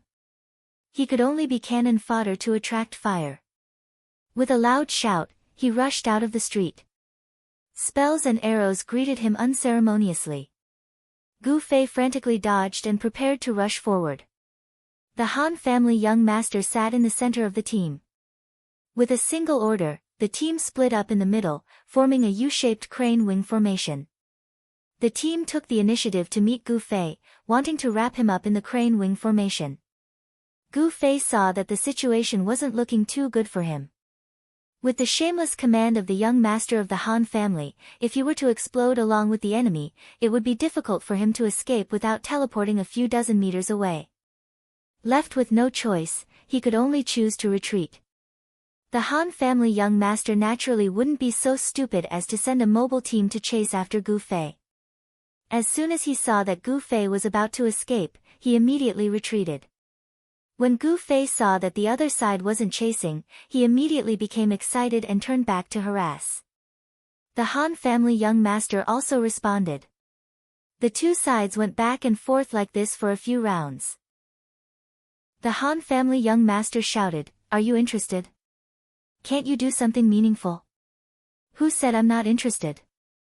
Gu Fei said. We've used spells to create a line. Do you think the thief in stealth can come over? The Han family young master said. Oh. Gu Fei didn't pay much attention. The other side's firepower was fierce. Gu Fei had to be very focused to ensure that he didn't get hit. At this time, another message flashed. Gu Fei didn't want to make the same mistake as before, so he opened it in the midst of being busy. Sword Demon's message, he's right. Gu Fei looked around and didn't see Sword Demon. He was probably hiding in a corner. So he helplessly nodded at the Han family young master. You win. With that said, he withdrew and was about to call out to Sword Demon and Slender Waist Dance when two figures suddenly flew out from the battlefield, one black and one red. When Rosy Clouds saw that Gu Fei had retreated, some people subconsciously stopped. Although the magic isolation zone was still there, the firepower wasn't strong. Sword Demon and Slender Waist Dance rushed over. The other side shouted and wanted to surround them. Sword Demon charged forward and stabbed out with Fog Ambush. Of the two people coming at him, one was hit by a white light and the other was sent flying. Slender Waist Dance immediately disappeared after passing the magic isolation zone. The mages didn't hesitate and threw another spell in the direction where she disappeared. In the end, no one came out. Everyone was shocked, but the Han family young master knew Slender Waist Dance's skill. He hurriedly shouted, Ignore her and continue to attack. But they couldn't see her and didn't know where to go. The mages attacked randomly. They didn't know if she was dead or not. Some anti-stealth players rushed over and were about to scout, but they were too close to the front and immediately became an obvious target. Before they could use anti-stealth, they were stabbed in the waist. She's here. The person shouted, but when he turned his head, there was no one. The others were at a loss and didn't know if they should attack. If they continued to attack, they didn't know if Slender Waist Dance was dead or not. They couldn't make up their minds and turned to look at the commander. However, the Han family young master knew that it wasn't necessary. Slender Waist Dance was already close to her body. A thief with low HP couldn't take many attacks. This person was dead for sure. So, he ordered inhumanely, attack. Before their attacks arrived, the thief had already been killed. So, they didn't have any psychological barriers and started to cast spells. Slender Waist Dance wasn't made of iron after all. Her HP would be used up eventually. She wanted to run away, but she was still a little too late. She was killed on the spot. On the other side, the sword demon's misty ambush killed people even more smoothly than Slender Waist Dance. Of course, he was more relaxed when he escaped, but a bunch of magic arrows chased after him. Sword Demon learned actual combat from Gu Fei, so his reaction was really good. As he ran, he actually had a good idea of dodging the attacks from behind. Gu Fei saw this scene from the other end of the street and nodded his head repeatedly. At the very least, Sword Ghost's dodging was no longer the same as what most players would do. They would either tank the attacks, do it reflexively, or dodge randomly. Sword Ghost dodged, but at least it had a thought process and rhythm. Although it was still far from Yi Si's level, it was definitely the right path to take. Of course, Gu Fei didn't just watch. He rushed out from the corner of the wall to help. Sword light flashed, blocking as many attacks as possible for Gu Fei. Sword Demon didn't have time to thank him at this time. He quickly took the opportunity to run into the corner of the street. Those tracking arrows that could turn were not difficult to deal with Gu Fei. Slender Waist Dance died. Sword Demon first remembered his comrade. "I'm here to comfort her," Gu Fei said. "Is it really a consolation?" The Sword Ghost suspected that the two of them were usually challenging each other. Would something as warm as condolences happen between them? Of course. Gu Fei's answer was not ambiguous. He immediately sent a message to Slender Waist Dance, "How many more times can you die?" "Get lost, I'm busy." Slender Waist Dance said. "Busy with what?" Gu Fei asked. "Didn't you see that the one I killed was a rogue?" Slender Waist Dance said. Gu Fei was startled. He realized that Slender Waist Dance was busy chasing and quickly scolded her. "Then why are you replying? Focus on your work." What a coincidence. She just killed a rogue. "I think 25 times won't be a problem," Gu Fei said to Sword Demon. "It's not a coincidence. I discussed it with her. We were worried that we wouldn't be able to come back, so we brought 2 rogues to the resurrection point to kill for fun," Sword Demon said. "Then doesn't she have 2 people to kill for fun now?" Gu Fei was extremely jealous. "I don't know if she's okay." Sword Demon was a bit worried.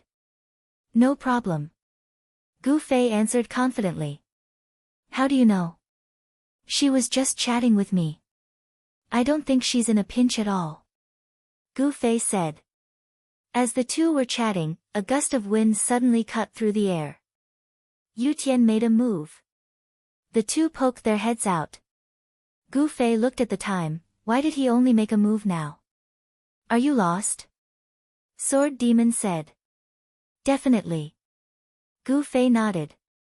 An arrow flew from a 3-story building near the Priest Academy. Yu Tian Shinming liked the feeling of sniping from above. After a long time, he would immediately find a place like this when he had this kind of opportunity. Then, he would calmly shoot arrow after arrow in all directions. However, against level 40 players who weren't bad, Yu Tian Shinming's sniping wasn't enough to instantly kill them. After an arrow hit a person, that person only let out a strange cry and immediately looked for the direction of the arrow. The priest at the side quickly healed him. This arrow wasn't much of a threat at all. Yu Tian Shinming prepared another arrow, but he forgot that the Han family young master had a strong sense of direction. Just this arrow was enough to determine his direction. At this time, with the binoculars, how could Yu Tian Shinming not be exposed? The Han family young master had already gotten the binoculars from Gu Xiaoshang when he left the city. "Over there."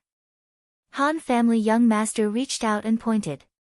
The archers in the colorful clouds all drew their bows. Yu Tian Shinming's damage was higher than normal archers, but he didn't have any special equipment in terms of range. He was like a normal person. At this time, he shot at everyone, and they also shot back at him. Arrows flew towards the 3-story building like rain. Yu Tian Shinming had only shot 1 arrow, but someone saw through him and suppressed him. He was depressed. He originally wanted to show off his skills in front of the beauty, but now he didn't even dare to show his head. He hurriedly changed the topic. The firepower is fierce, don't show your head, Yutian Shinming reminded Shi Xiaotian, who was also hiding. Understood. Shi Xiaotian smiled. I'm coming. At this time, Gu Fei jumped out to cause trouble again. He thought that the archers on the other side were tormenting Yutian Shinming, so the pressure on his side would be less. In the end, this appearance made Yutian Shinming sad. As soon as Gu Fei appeared, all the enemy's firepower immediately focused on Gu Fei. The archer that was far away from the 3 stories building a sneak attack. Let him sneak attack. If he didn't have the ability to kill in one shot, then he didn't exist. Yutian Shinming suddenly realized that the enemy's attacks had stopped. He peeked his head and realized that the enemy had ignored him because Gu Fei was on the street. This kind of contempt made Yutian Shinming, who thought he was extraordinary, feel extremely humiliated. Although he was used to being humiliated in Gu Fei, now that he was in front of a beauty, he had to fight back even if he didn't want to. Yutian Shinming glared angrily and gritted his teeth. If it wasn't for the system, he would be able to draw 3 bows right now. With one foot on the edge of the wall, Yutian Shinming struck a heroic pose and released an arrow. Ignore me, ignore me, ignore me. Yutian Shinming fiercely chanted in his heart. He released his resentment through the arrows one by one. This time, Shi Xiaotian also helped from the side and worked hard with him. However, the 2 of them attacked together. Facing the team with the support of the cleric, they still couldn't deal any effective damage. Besides the cleric in charge of healing, no one cared about where the 2 of them were shooting their arrows. Yutian Shinming was extremely annoyed. Suddenly, he heard a voice behind him, Huh. There's already someone here. Yutian Shinming hurriedly turned around and was shocked. The person climbing up from behind was actually Drifting.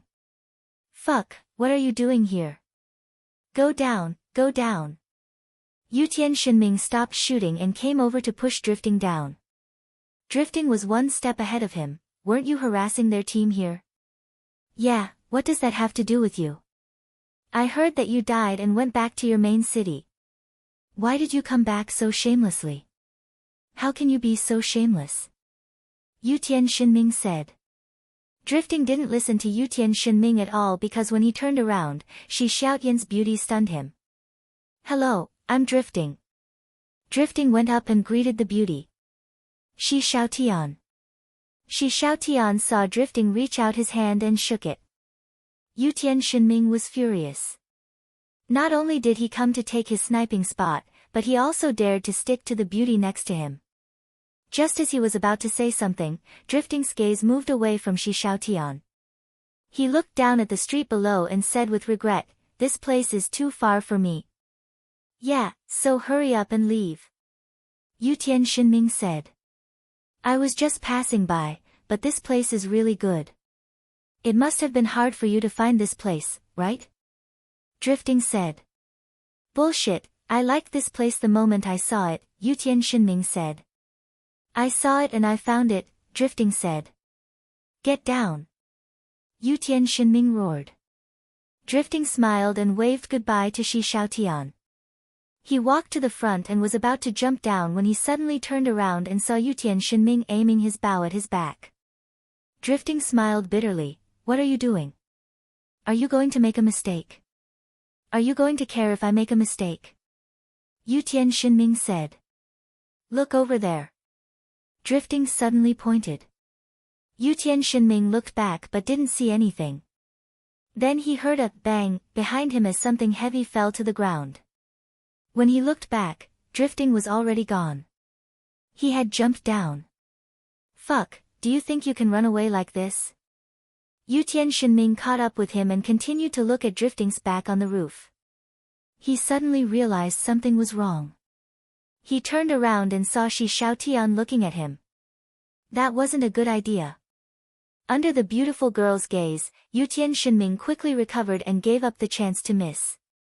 As a mage, Drifting's attack range wasn't as long as Yutian Shinming's, so he naturally chose a spot closer to the front. Then he saw Gu Fei jumping left and right in front of the enemy like a monkey, which made Drifting feel very embarrassed. Mages should be noble and elegant. With a wave of their sleeves, they could harvest a large number of lives, but they wouldn't be stained by a single speck of dust. But Gu Fei was sweating after a PK, which was a disgrace to his identity as a mage. Drifting couldn't bear it anymore and sent a message to Gu Fei, "Hey, can you be a little more like a normal mage? Can't you use your advantage of long-range attacks?" "Oh. You're back." "Yeah, I'm back. I'm enjoying your dance." "Oh, where are you?" Gu Fei looked around. "I'm diagonally above you." "Stop looking. You can't see me there." "I say, this is a good spot. Why not use it? Although we can't hide too many people, we have you, me, and Strange Pupil.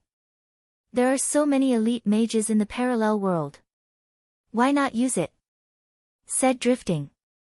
"That sounds like a good idea," said Gu Fei.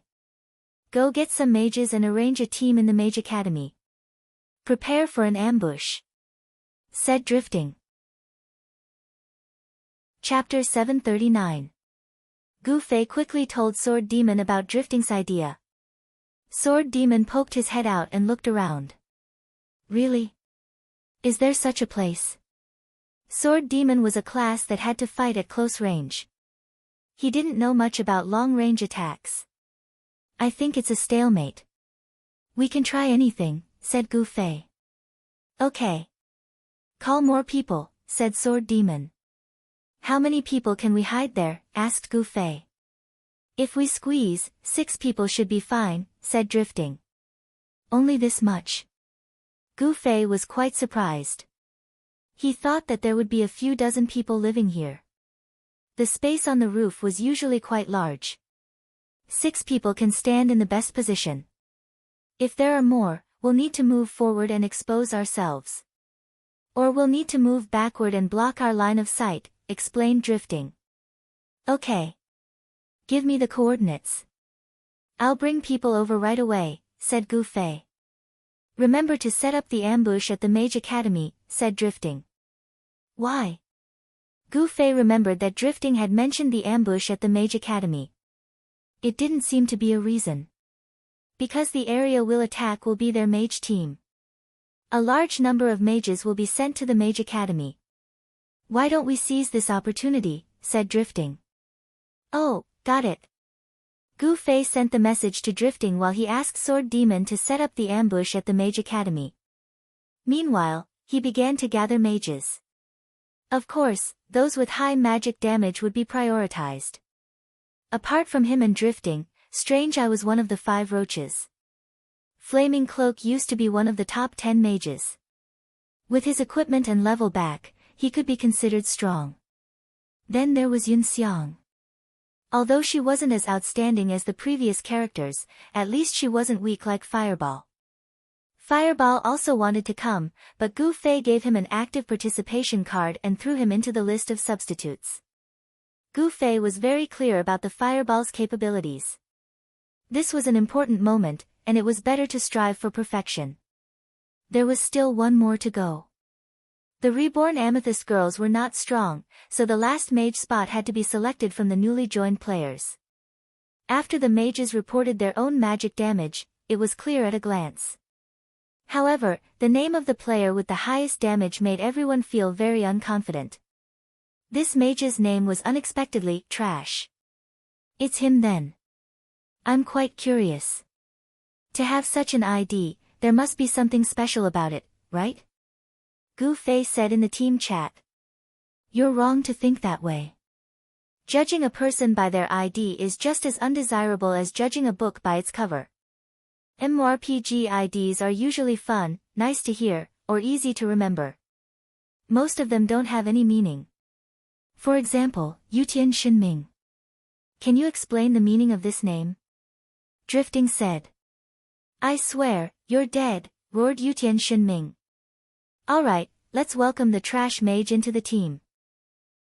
As soon as Gu Fei finished speaking, the mage with the ID, Trash, joined the team.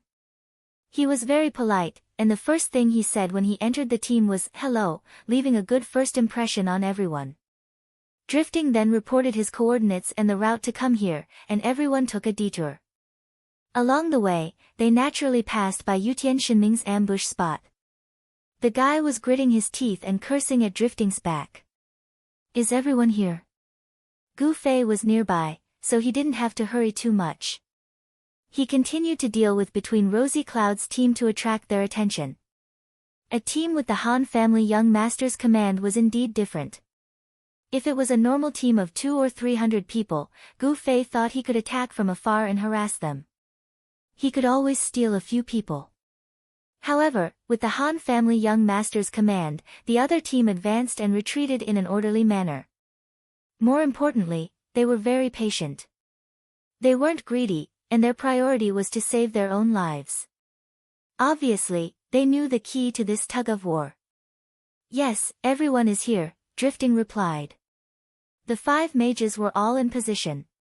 "Do I still need to come up?" Gu Fei asked. He thought the firepower of these 5 people was already very strong. After all, they weren't at the level of a passerby like Fireball. "Just to be safe, let's come," Drifting suggested. "Okay, I'll be right there." Gu Fei was still going back and forth with Between Rosy Clouds. Now, he retreated, turned the corner, and headed towards the coordinates that Drifting had given him. Not only was Gu Fei faster than the mages, but he could also teleport to places that normal people couldn't reach. In less than 2 minutes, he arrived at the designated location. Drifting, Strange Eye, Yun Xiang, and Flaming Cloak all knew each other. Gu Fei immediately saw the mage who dared to call Gu Fei Useless Wood. Useless Wood was very excited when he saw Gu Fei standing next to them. "Hello." It was Gu Fei's first time meeting him, so he took the initiative to greet him. "So cool." Useless Wood was excited. "I'm actually with the top 3 mages in the parallel world." "Why? Why can't I take pictures in this game?" "Hee hee." The 3 mages laughed dryly. "Ahem, since everyone is here, let's start. They might get suspicious if we drag this out." "Is the resurrection point ready?" Drifting asked. "No problem." Sword Demon was very efficient. Wandering Sword had already surrounded the Mage Academy with his team. "Then get ready." At 12:00, the 5 stars overlap.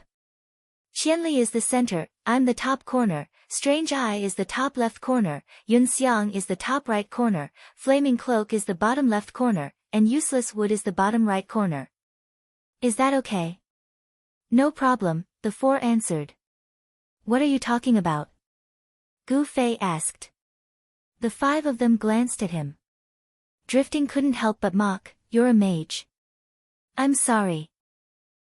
I've never worked together with a mage like this before," Gu Fei said. 12:00, do you understand?" "Yes." Gu Fei nodded. "Okay, we'll attack in that direction. Do you know the radius of Skyfall Fire Wheel and Flaming Tree Thousand Flames?" Drifting asked. Did you measure it?" Gu Fei asked. "That guy, the guy with the blue magic hat, do you see him?" Drifting pointed. "Yes." "Good. Just use him as the center and cast an AoE spell," Drifting said. "What about the 5 stars and the corners?" Gu Fei asked. "I'll teach you when you're done. Let's start. I'll count 1, 2, 3. When I count 1, Qianli will attack, and we count 2, 3, Drifting said. "Why?" Useless Wood didn't understand. "You'll know soon," Drifting said. Gu Fei was a little depressed, but he had to do as he was told.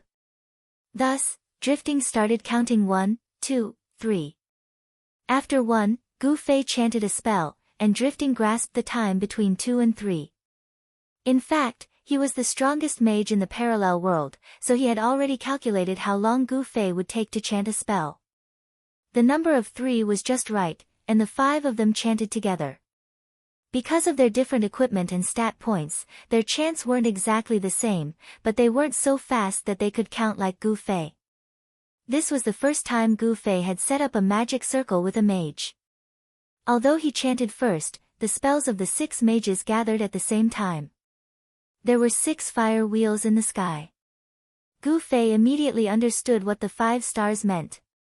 The center of the 5 mages' spells was located on the circle of Gu Fei's spells, and the 5 circles were connected to form a standard 5-pointed star.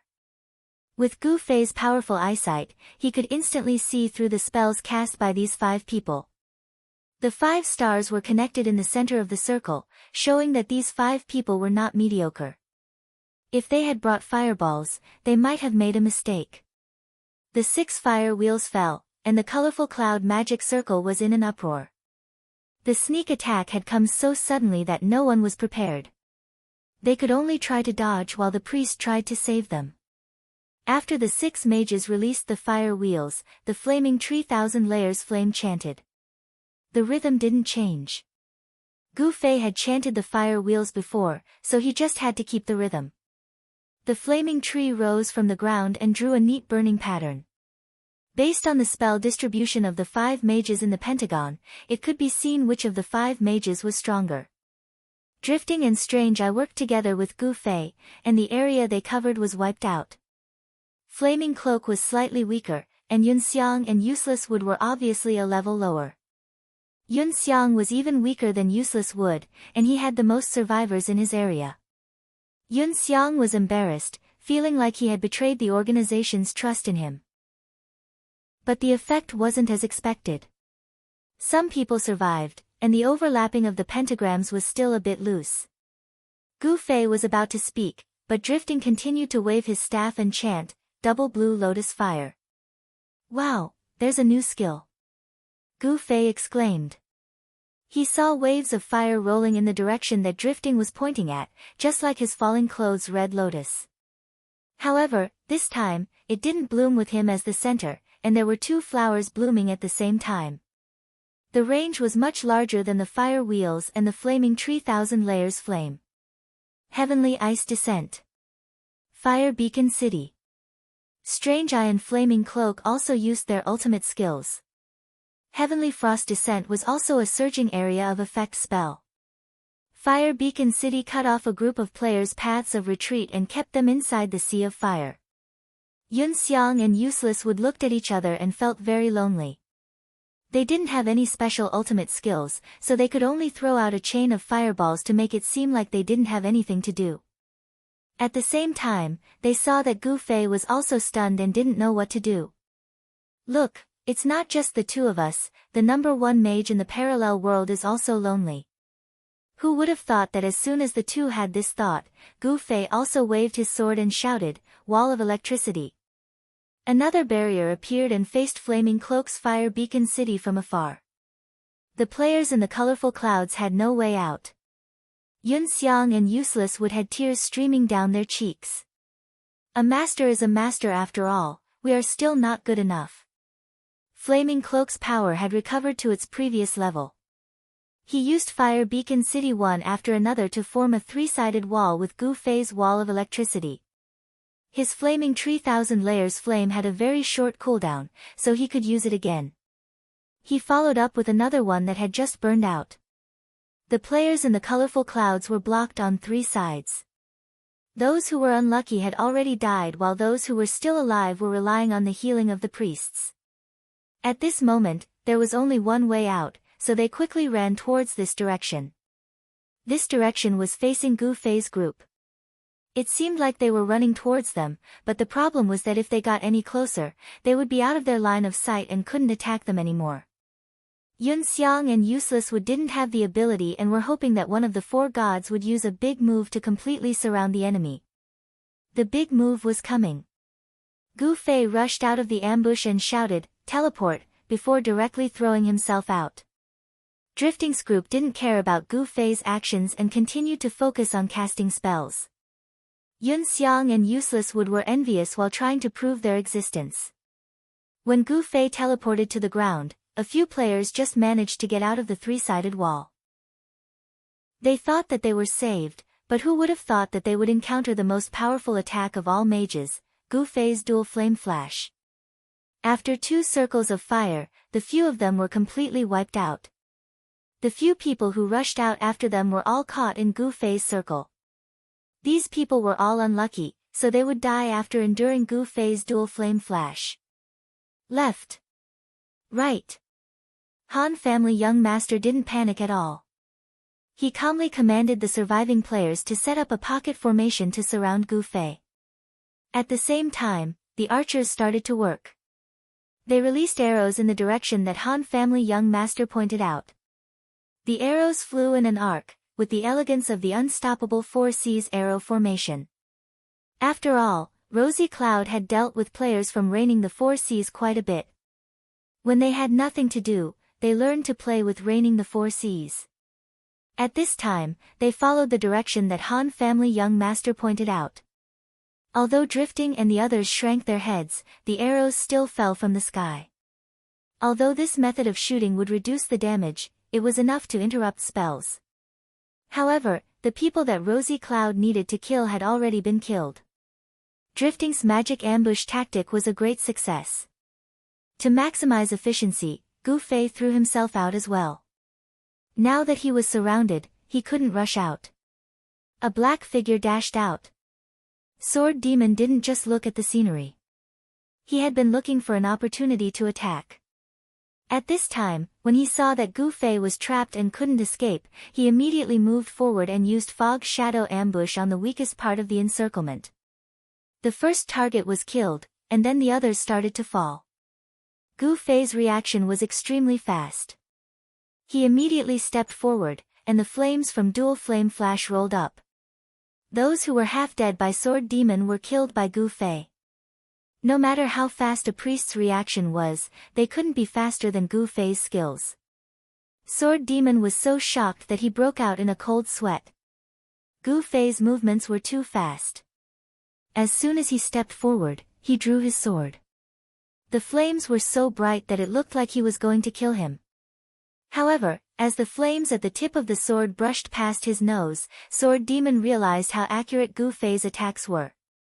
He estimated that Gu Fei was almost at the level where he could chop a fly off the tip of his nose. Retreat. Sword Demon turned around and wanted to dodge, but in order to save Gu Fei this time, he rushed in a bit too deep. The opening that he tore open was already closed, and a group of thick-skinned warriors were ready to squeeze the 2 of them to death. You dodge. Sword Demon suddenly stretched out his hands, indicating that Gu Fei should step on it. I'll go help Slender dance. Sword Demon smiled. Hee hee. Gu Fei smiled and didn't disappoint Sword Demon's good intentions. He stepped on Sword Demon's hands, and Sword Demon pushed him up. Gu Fei stretched out his legs and stepped on the wall. Below, Sword Demon was instantly drowned by the sea of people. How could the colorful cloud players be in a good mood after being killed? Sword Demon struggled for a few moments, but he couldn't hold on any longer and was sent to the Rogue Union. Arrows flew behind Gu Fei. Gu Fei rolled and crawled all the way back to the ambush. He flipped over and jumped in. The 5 people around him kept clicking their tongues. We killed at least 40 people in this wave, and about 30 of them were mages. It was quite successful, Strange, I said. But it seems like we won't have a chance to do it again. Drifting looked up at the sky. Arrows flew and fell. The 6 of them didn't have a chance to peek out again. Should we move to another place? Gu Fei asked. There doesn't seem to be such a good cover around here, Drifting said. I think we can get people with strong defense to cover us from the front. As long as they help us block the archers, we'll be the map's weapons. We can just advance from the front, Yunxiang suggested. Yeah, that's a good idea. Drifting agreed. Let's wait for the Mage Academy to finish. Gu Fei said. Most of them had been transferred to the Mage Academy to kill in rotation. How are you? Gu Fei messaged Sword Demon. Slender Dancer is too stingy. She won't give me one, Sword Demon said gloomily. Why are you so polite with her? Gu Fei said. She'll kill me too, right? Sword Demon asked. It's possible, not good. Something's wrong with the Mage Academy. Sword Demon suddenly said. What is it? Gu Fei asked. Self-destruct. They're playing self-destruct. Sword Demon said. Self-destruct. Gu Fei finally understood the term used by mages. A ranged spell that connected oneself to the spell was called self-destruct in the parallel world. Gu Fei often used this skill as well, and it was especially frightening when he used it with this kind of instant kill damage. The Mage Academy gathered amethyst and a large force that defied the natural order. A large number of mages from the other side were also sent here. However, the respawn point was completely random. There were more than 30 people, so Jiannan couldn't predict where each mage would appear from. He could only remind everyone to attack as soon as there was a white light. Some were enveloped by spells as soon as the white light appeared, but some weren't as fast. The revived mages didn't say a word. They cast their spells on the spot, including themselves. They didn't differentiate between friend and foe. This was something that no one had expected. More than 30 mages gathered in one area and started self-destructing together. The spells unconsciously overlapped, covering a wide area. There was no way to defend against it. Jiannan realized the situation wasn't good. He immediately organized the team to retreat from the Mage Academy. He didn't want to force the other side too much. At the same time, he scolded himself for being too aggressive. If they wanted to ambush the mages, they could just station archers outside the academy. However, Jiannan wanted everyone to participate in the ambush. He didn't expect the other side to self-destruct. The weakness of the ragtag army was also revealed at this time. In the face of unexpected changes, everyone reacted based on their own instincts. No one realized that they should listen to the command, and many people even forgot who they should listen to. The Mage Academy was in a mess. The mages in the colorful clouds looked as if they could die 250 times. They were all brave and fearless as they chased after the Purple Crystal Reborn and the very overpowered players to self-destruct. Chapter 740. With such an indiscriminate attack, the ones with the lowest HP would always be the first to die. The mages in the colorful clouds resurrected and refreshed, and the entire plaza of the Mage Academy was filled with them.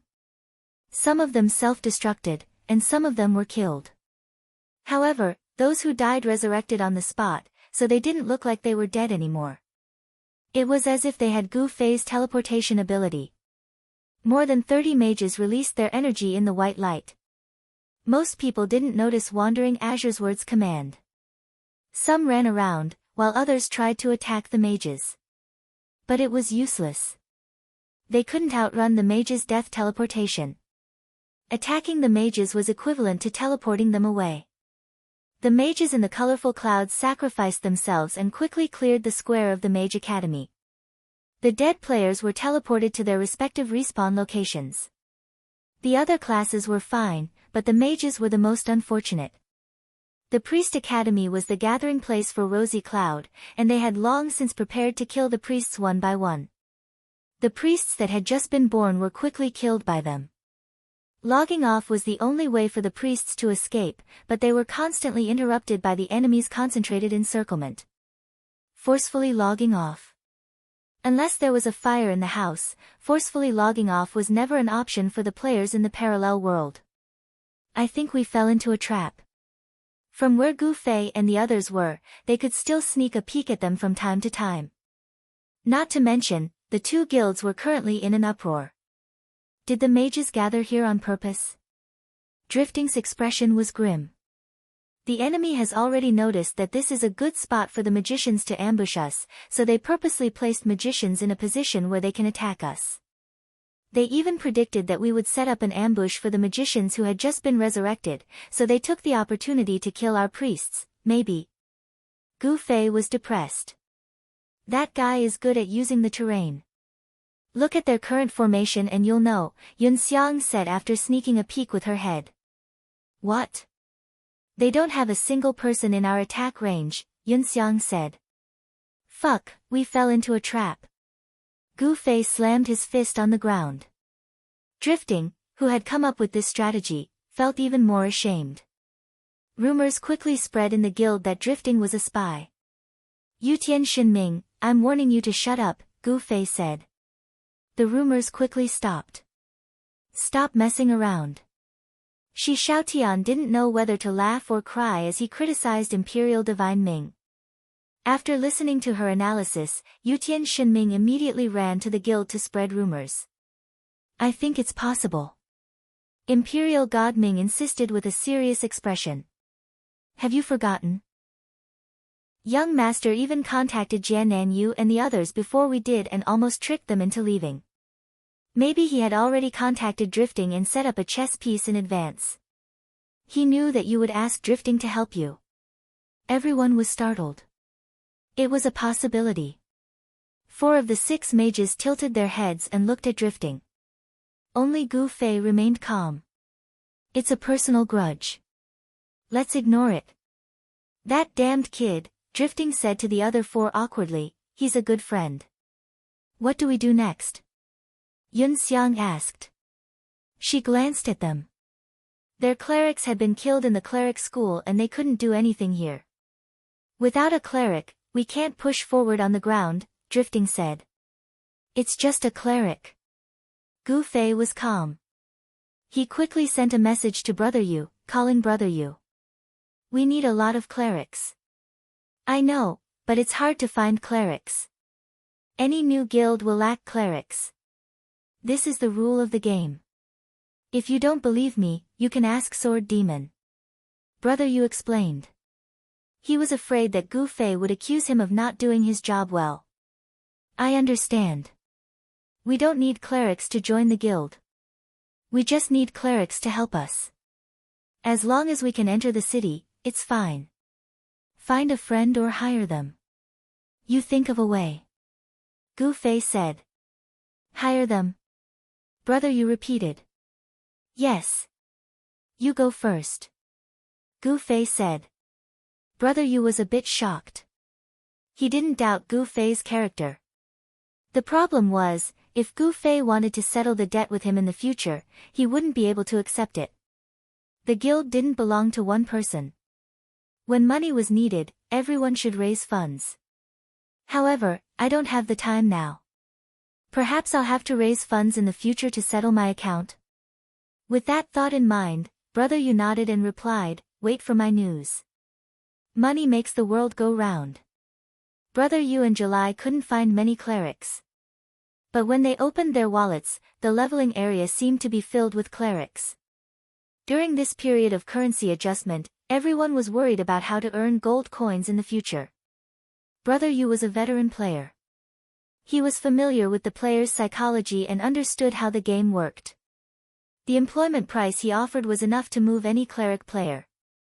Those with friends and family discussed with them that they wanted to earn this bucket of gold and applied to leave for a while. As for those with a random party, those with quality applied to the party leader and asked for everyone's understanding. Those with average quality said they had something to do and quickly left. Those without quality directly left. Brother Yu was full of style at this time. Since he was spending money to hire people, he obviously had to choose quality ones. The participating clerics were all asked about their body measurements and magic power. For a priest, the strength of their spells signified how much they could recover. As for the method of payment, Brother Yu listed out famous names like Qianli, Sword Demon, Slender Waist Dance, Drifting, Strange Pupil, etc. In the online game world, levels represented everything. Players felt that these famous experts valued their reputation and definitely wouldn't cheat. As a result, they didn't have any questions about the method of payment. After passing Brother Yu's screening and entering the city, many people happily headed towards the main city in the clouds. It's here. Brother Yu's employment was in full swing. Suddenly, a group of people came out of nowhere and rushed towards Brother Yu and July. Ah! Brother Yu was shocked. He quickly called for July and ran. Hearing the group of people behind him shouting, kill them, he felt his heart skip a beat. As a result, the clerics were furious. In this era of economic depression, it wasn't easy to find a job. Unexpectedly, a group of people appeared out of nowhere and ruined everyone's way of earning money. All the clerics felt that their interests were being attacked. They immediately called for friends. These clerics who had just left the team to work had some of their friends nearby. Some of them came directly with them. The random players quickly gathered to deal with these people who didn't give them a way out. Fuck, what are you doing?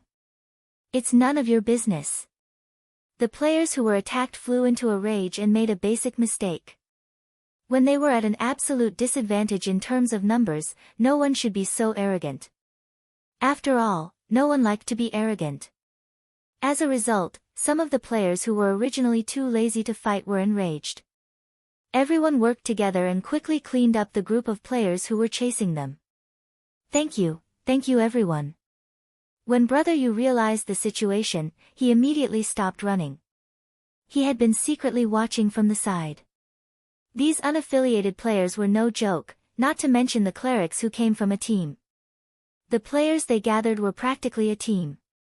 They had the advantage in numbers, so it didn't take much effort to clear out this guild's players. At this moment, they felt as if they had just stepped on a biting ant. It was as easy as lifting a finger. When they saw that Brother Yu and July had appeared again, they immediately came over to apply for jobs. Brother Yu continued to work. We miscalculated. Damn, the players in the leveling area are on their side. A player who was killed and returned to the resurrection camp immediately reported to Gu Xiaoshang. This group of people was naturally sent by Gu Xiaoshang. After knowing the enemy's current battle plan from the players in the city, it was naturally necessary to cut off the enemy's reinforcements. Gu Xiaoshang originally thought that the outside of the city was the domain of the attacking players, but a third party could never be ignored. If that's the case, we'll just form a new team and ambush them. After listening to the report, Gu Xiaoshang selected some thieves and archers and prepared for a second ambush. Brother Yu wasn't good at PvP, but his ability to analyze the situation wasn't weak. Just now, he had recognized that the other side was from Rosy Cloud.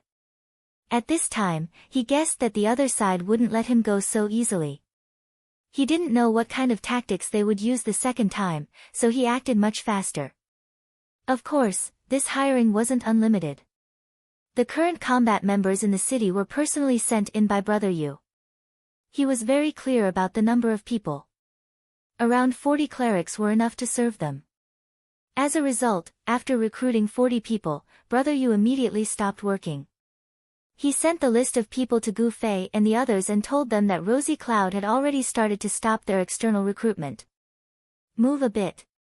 The outside of the city is so big. Don't let people find you so easily. Gu Fei said. I know, but there are too many eyes. Sigh, being famous isn't a good thing. Many players in the leveling area already knew that there was a guild that was recruiting people. Rosy Cloud practically asked along the way to find the two of them. If the two of them wanted to run, they would have to go to an uninhabited place. But if they went to a place like that, they wouldn't be able to find anyone. Do as you see fit. Be flexible. Gu Fei said. Your guild leader is very imposing right now. Brother Yu said to July. Entering the city was always much easier than leaving. This was because before passing through the last line of defense, no one could be sure whether or not you were a guild defending the city. Once you passed through this line of defense, the players wouldn't be able to catch up even if they wanted to. The situation inside the city. Gu Fei and the others could only watch helplessly as the clerics in the Priest Academy were pitifully killed. The situation in the Mage Academy was even more tragic. The mage between Rosy Cloud's self-destruct had killed off most of the classes. As a matter of fact, Amethyst Rebirth and very overpowered sorcerers would also resurrect in this place. If the sorcerers from both sides were to kill each other, the sorcerers from between the colorful clouds had already died many times, so they were at a disadvantage. However, the problem was that the sorcerers from Amethyst Rebirth and very overpowered sorcerers were all new members. Neither the Sword Ghost nor Gu Fei had the nerve to order such a brutal attack. These new members naturally didn't have the strong spirit of sacrificing themselves for the guild like Rosy Cloud. They wanted to preserve their lives and reap the benefits in the long war. So when they revived in the Mage Academy, not only did they not have the advantage of close combat, but they were also afraid of the mage between Rosy Cloud's self-destruct. After reviving, all they could think of was how to quickly escape from this place. They didn't even notice that after blowing up most of the Mage Academy, the mage between Rosy Cloud no longer used self-destruct attacks. The difference between those who were organized and those who were not, those who had willpower and those who had no willpower, was obvious. The mage between Rosy Cloud was originally in a disadvantageous position, but due to the mage between Rosy Cloud and the very defiant mage's weakness, they gained the absolute upper hand. Some of the Purple Crystal Rebirth and the very overpowered mages managed to escape, and some didn't. Those who didn't escape were all tortured to death in the Mage Academy. As for the other players who managed to escape outside the Mage Academy, they could only stare blankly. They were completely intimidated by the valiance of the mages among the Rosy Clouds, and they didn't dare to move forward. Takanushi Jiannan's attempt to organize everyone was met with sarcasm. How are we supposed to fight without any clerics? Damn it! What the hell? How did we end up like this with more than 30 mages? Where's the archers? Call the archers to attack. Where's the rogues? Get the rogues to sneak in and ambush them. Grumbling, pessimistic, and pushing the blame onto each other. A newly formed team simply couldn't withstand the tempering of such cruel battles. The guild channel was full of complaints. Even if it was 1,000 miles drunk, even if it was a group of girls, it couldn't calm the players down at this time. Damn it! What's there to be afraid of? Let's exchange our lives for theirs. Let's see how many more times they can self-destruct. Takanushi Jiannan was enraged. His good brothers, Lin Sensen and Dao Xiangmu, had died in the previous self-destruct attack.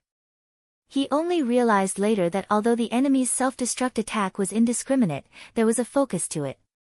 Under the right circumstances, they would choose to focus their spells on the clerics.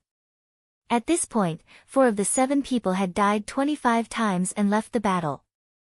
This made Jiannan feel very pained. When he thought of the 7 of them, especially when he saw this group of cowardly fellows in front of him, he couldn't help but feel angry. In the end, his rational tactical decision didn't gain the support of the others. The selfish players wanted to distance themselves from the 25 times. They weren't willing to commit suicide. In the end, Takanushi Jiannan's call only summoned a few shy amethyst girls to stand behind him. However, the players didn't feel ashamed. They felt that the girls didn't understand the game and couldn't see the situation clearly. Fuck. Takanushi Jiannan couldn't vent his anger in the entire guild, so he could only report the situation to Sword Demon and Gu Fei. Sigh, new members.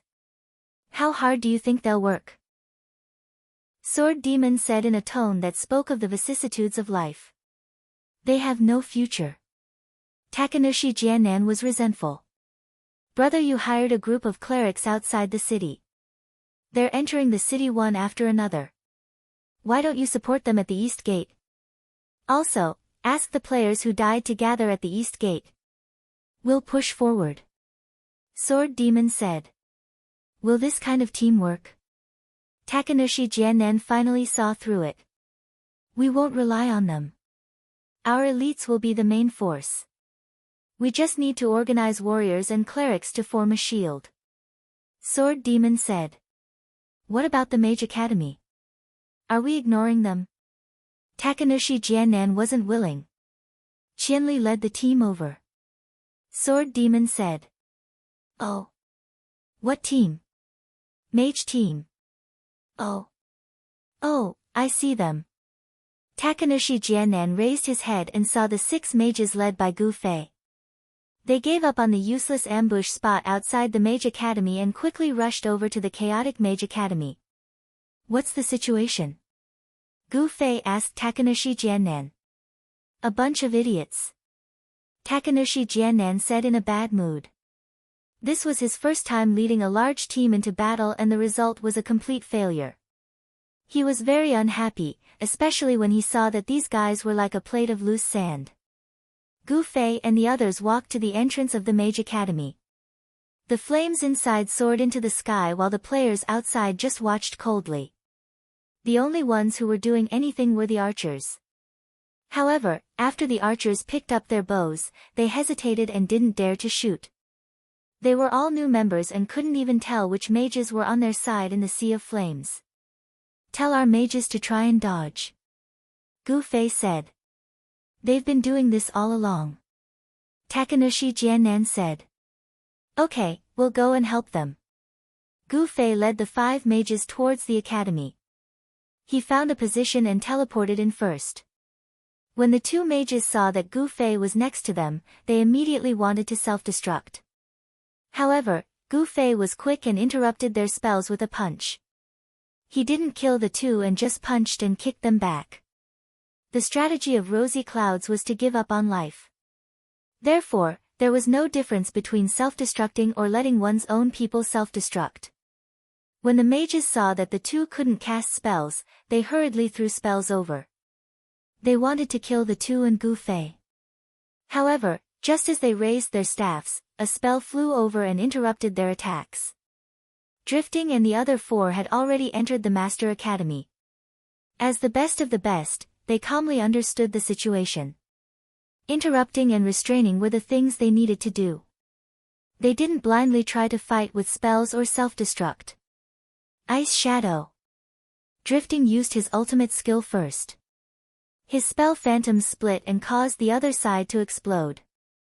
While the firepower was distracted, the other 4 also attacked. They didn't aim to kill the enemy, but to predict and interrupt the enemy's spells. The trapped mages suddenly realized that there were many openings. Their efforts finally paid off. 3 of them escaped in an instant, and the number continued to increase. The people outside the Mage Academy were dumbfounded. 6 mages had firmly controlled the situation inside the Mage Academy. On Gu Fei's side, his attacks had already enveloped 6 people. The 6 of them couldn't live, but they couldn't die. Gu Fei's attacks didn't do any damage to them, but they couldn't cast any spells as they were interrupted. On Drifting's side, his clone was baiting the enemy's firepower. Although he also died, he was lucky this time and didn't die back home. The other 4 cooperated with Drifting to restrict the enemy until Amethyst and the very overpowered mage were all out of the battle. During this process, apart from Gu Fei, the others occasionally died, but it didn't affect the situation. "Are they all gone?" Gu Fei turned around and asked. "Yes," Drifting shouted.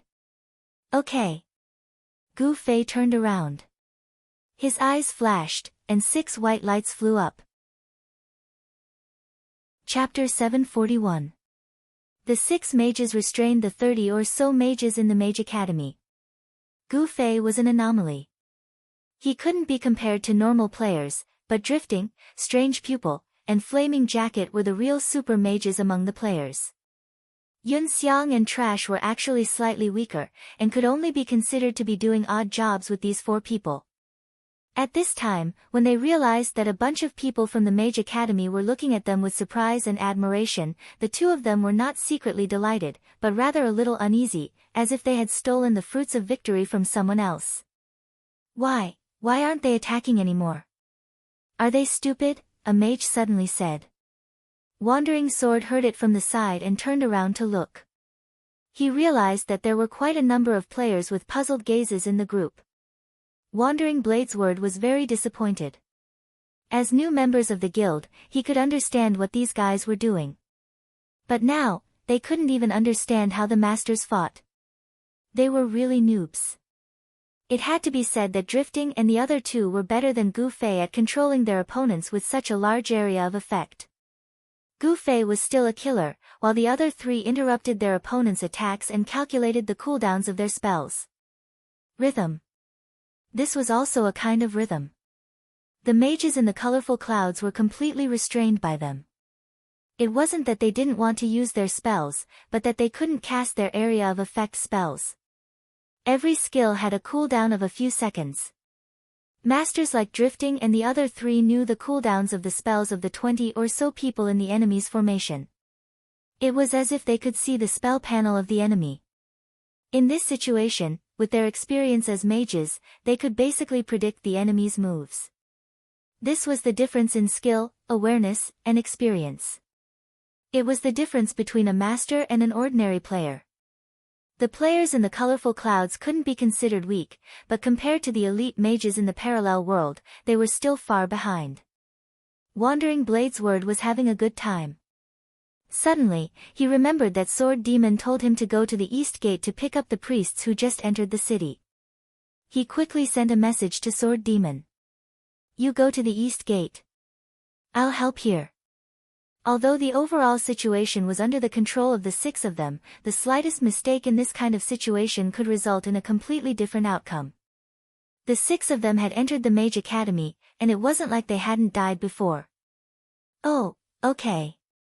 After receiving the confirmation from the Sword Demon, Jian Nanyu quickly organized his men. It was better not to use those messy members. In the end, he simply brought a few girls with the purple crystal of rebirth and rushed into the fray. Jian Nanyu was also a top-notch expert. His observation and control of the situation were top-notch. Although he had brought a few girls who were not very skilled, the good thing about the girls was that they were very obedient. Other than being a little slow in their reactions, they would not make any mistakes that would make people gnash their teeth in anger. With the addition of this force, the situation became even more stable. However, at this moment, Yutian Shinming reported, "Attention, attention, the Han family young master has gathered his troops. It seems like he is about to leave the Priest Academy." "Where to?" Sword Demon asked. Yutian Shinming was in pain. He felt that the Sword Demon shouldn't have asked this question.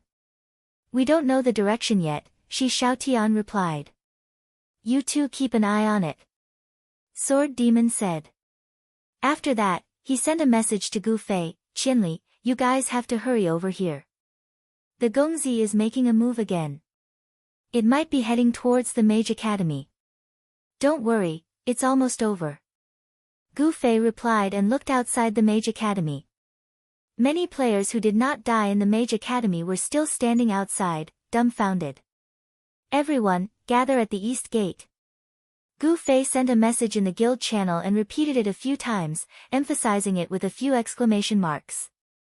The group of people outside finally noticed it and started to head towards the East City Gate. Within the Mage Academy, the number of mages among the colorful clouds had already started to decrease.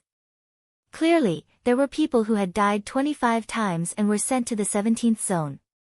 This group of mages had been having so much fun self-destructing, and their number of deaths had already been extremely high.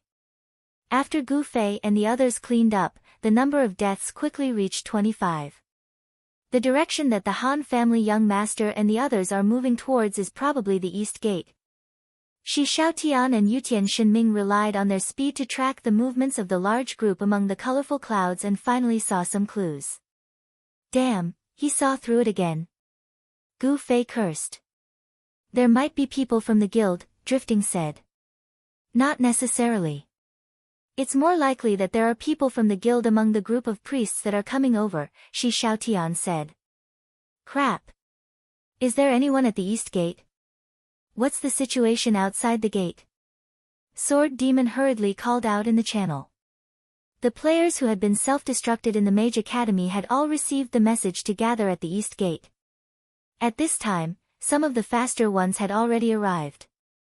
After hearing Sword Demon's order, they stuck their heads out of the gate and looked outside. However, these players had just joined the city war and didn't understand the situation. In their eyes, there was nothing strange about the fierce battle between the system guards and the players. Huh. There doesn't seem to be anything wrong. A few people said.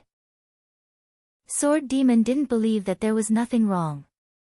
He sent a message to Brother Yu, telling him not to randomly send priests over.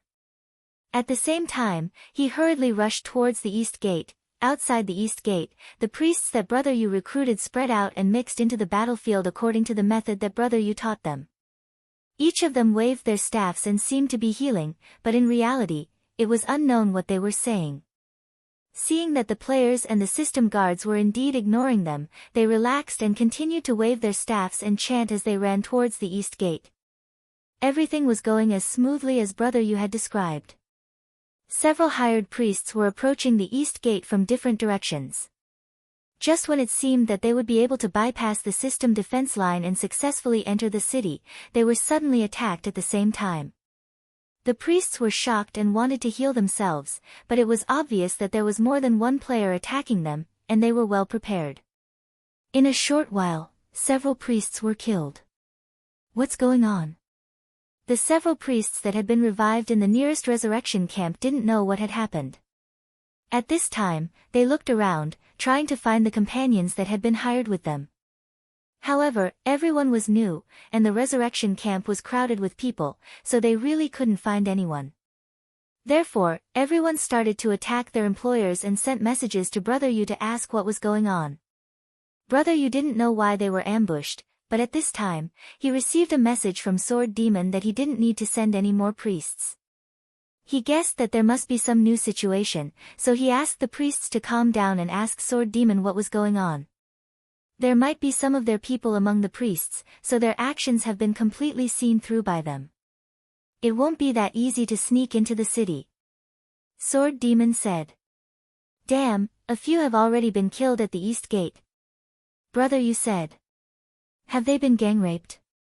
Sword Demon asked hurriedly. I didn't say. Neutral players can also be gang raped. Brother Yu was puzzled. After the limit of 25 deaths, you can't even step into the city's war zone. Neutral players can at least enter and leave these places freely. I think they probably have this limit rule, but it's impossible for so many neutral players to die at the moment, so no one noticed. Sword Demon said. Then I'll ask them to stop first. Brother Yu asked. Stop first, this is going to be a bit troublesome. Sword Demon asked Brother Yu to contact these priests and ask them to stop. At the same time, he also removed the order to gather at the east gate. The priests were found, but they couldn't be sent into the city. Brother Yu and July had obviously been targeted by the other side, both secretly arranged chess pieces and openly chased. If only there were still teleportation scrolls. Sword Demon sighed. Their teleportation scrolls had all been used up, and even those in Cloud City's auction house had been swept clean. There was no place to buy them even if they had the money. Can we ask our friends outside the city to buy them? At this time, everyone knew that the current situation wasn't as smooth as they thought. A large number of mages were sacrificed among the rosy clouds, but the priests on their side were all replaced. The newly recruited priests couldn't get into the city. Light paladins also had some recovery ability, but at the moment, they couldn't completely replace the priest's position as a doctor in the team. The situation was grim, and several experts were urgently thinking of countermeasures. Gu Fei asked this question when he heard that Drifting bought a scroll in his main city and then teleported back. It's very troublesome. There's no information, and it's not convenient for the other side to enter the city. Even if they enter the city, there might not be many of them. With so many problems solved, who knows how long it'll take to get the scroll? Drifting said. What else can we do? Gu Fei asked. There is a way, Shi Xiaotian said. Say it. Everyone was anxious. Find a studio, Shi Xiaotian said. Studio? Gu Fei frowned. Because of his unpleasant experience with Five Nights, he didn't have a good impression of studios. Large studios must have a lot of inventory. If we just want to send some priests into the city, we only need 10 or 20 scrolls. It's not difficult for them at all, Shi Xiaotian said. That's right. Drifting was the first to agree. Quickly find a studio and contact them. Who knows? I'll ask Brother Yu, Sword Demon said. Brother Yu? Can he still do these things safely? Shi Xiaotian said. Everyone was silent. Brother Yu's situation was a bit unclear. After the other side planted a priest on his side, they wanted to kill Brother Yu. Although they didn't succeed, they should have a clear grasp of Brother Yu's movements. Everyone heard that they failed to kill him because he was too flamboyant and was saved by the players in the training area. But what if the other side changed their method to assassination? Even if other players wanted to save him, it might be too late. Just as they were thinking about this, Brother Yu suddenly cursed in the channel, "Fuck. What happened?" "He was killed, as expected," everyone said in their hearts. In the end, the other side still went to assassinate them. "I haven't sent the message yet." Brother Yu was depressed. Now that he was in the city, he lost contact with the players outside the city. He couldn't send the message. "I'll leave the guild first," Brother Yu said. With a bang, he left against the heavens. His identity returned to neutral, and he quickly talked to the hired priests. "Can these priests be used again?" Gu Fei and the others discussed in private. These people's movements were unified. With one spy, everyone's movements would be exposed. Even if they used the teleportation scroll, it would be troublesome. "Let's get the scroll first. If there's no problem, Brother Yu is neutral. Ask him to contact us," Shi Xiaotian said. Everyone thought that this was the only way. Thus, Shi Xiaotian communicated with Brother Yu about this matter. The others hurriedly dealt with the scattered players in the city. The people in between colorful clouds gathered in one place. They were scattered everywhere. If they ran into them, they would die. Even so, some of the players who had already reached the east gate and were in a hurry to leave still accidentally ran into the other side's team. They were quickly killed. Fortunately, the other side's resurrection point was no longer ambushed. Even if they died, they would only die once. However, after joining these two guilds, the things they had to do didn't seem as simple as they had advertised. Many players began to grumble openly in the channel. "Everyone, there have been some unexpected changes in the current situation. We will need everyone's cooperation and unity. Our team is in dire need of priests. We're trying to find a solution. We can't fight the enemy head-on in the short term. We'll be using guerrilla tactics. Everyone, please listen to your leader's instructions." Sword Demon spoke in the guild channel. Gu Fei and Reborn Amethyst actually had more people on their side. However, it was convenient for him. After getting Sword Demon's lines, he sent a copy. Truly powerful players would definitely be sought after by the big guilds. Players like Drifting and Strange Pupil who were strong but hidden in the wild were rare. Against the Heavens and Reborn Amethyst's new blood, if analyzed in terms of quality, was relatively low. However, panicking in the face of sudden changes wasn't a problem of strength. It was a problem of one's personality. It was understandable. However, it was intolerable that some of the players made a pessimistic judgment of the current situation. They even spoke in the channel, causing the entire guild to be filled with a pessimistic atmosphere. Sword Demon was very calm. He explained the next step of the plan in a few words and expressed that he had absolute confidence in defeating the enemy. In the end, there were still people who didn't agree and kept grumbling in the channel. Sword Demon immediately showed his tough side. He said, "If you don't have confidence, then there's no need to stay in the guild anymore."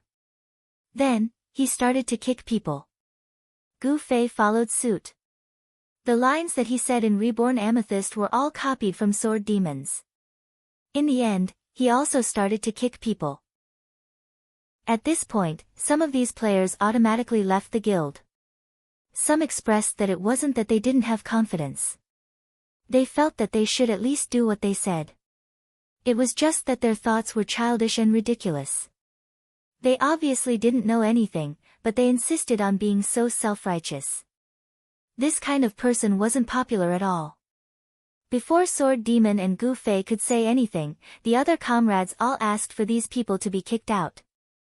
So, the two democratically adopted the majority's opinion and just kicked them out. All the members of the guild quickly regrouped. Sword Demon felt that they should temporarily retreat until the cleric's reinforcements arrived. On the other hand, Brother Yu kept in touch with the hired priest while contacting the studio. The cleric Brother Yu hired a total of 35 people. By the time he contacted all of them, 14 of them had been killed outside the city gate. The rest had already set foot on the battlefield. After receiving news from Brother Yu, they were in a dilemma and didn't know what to do.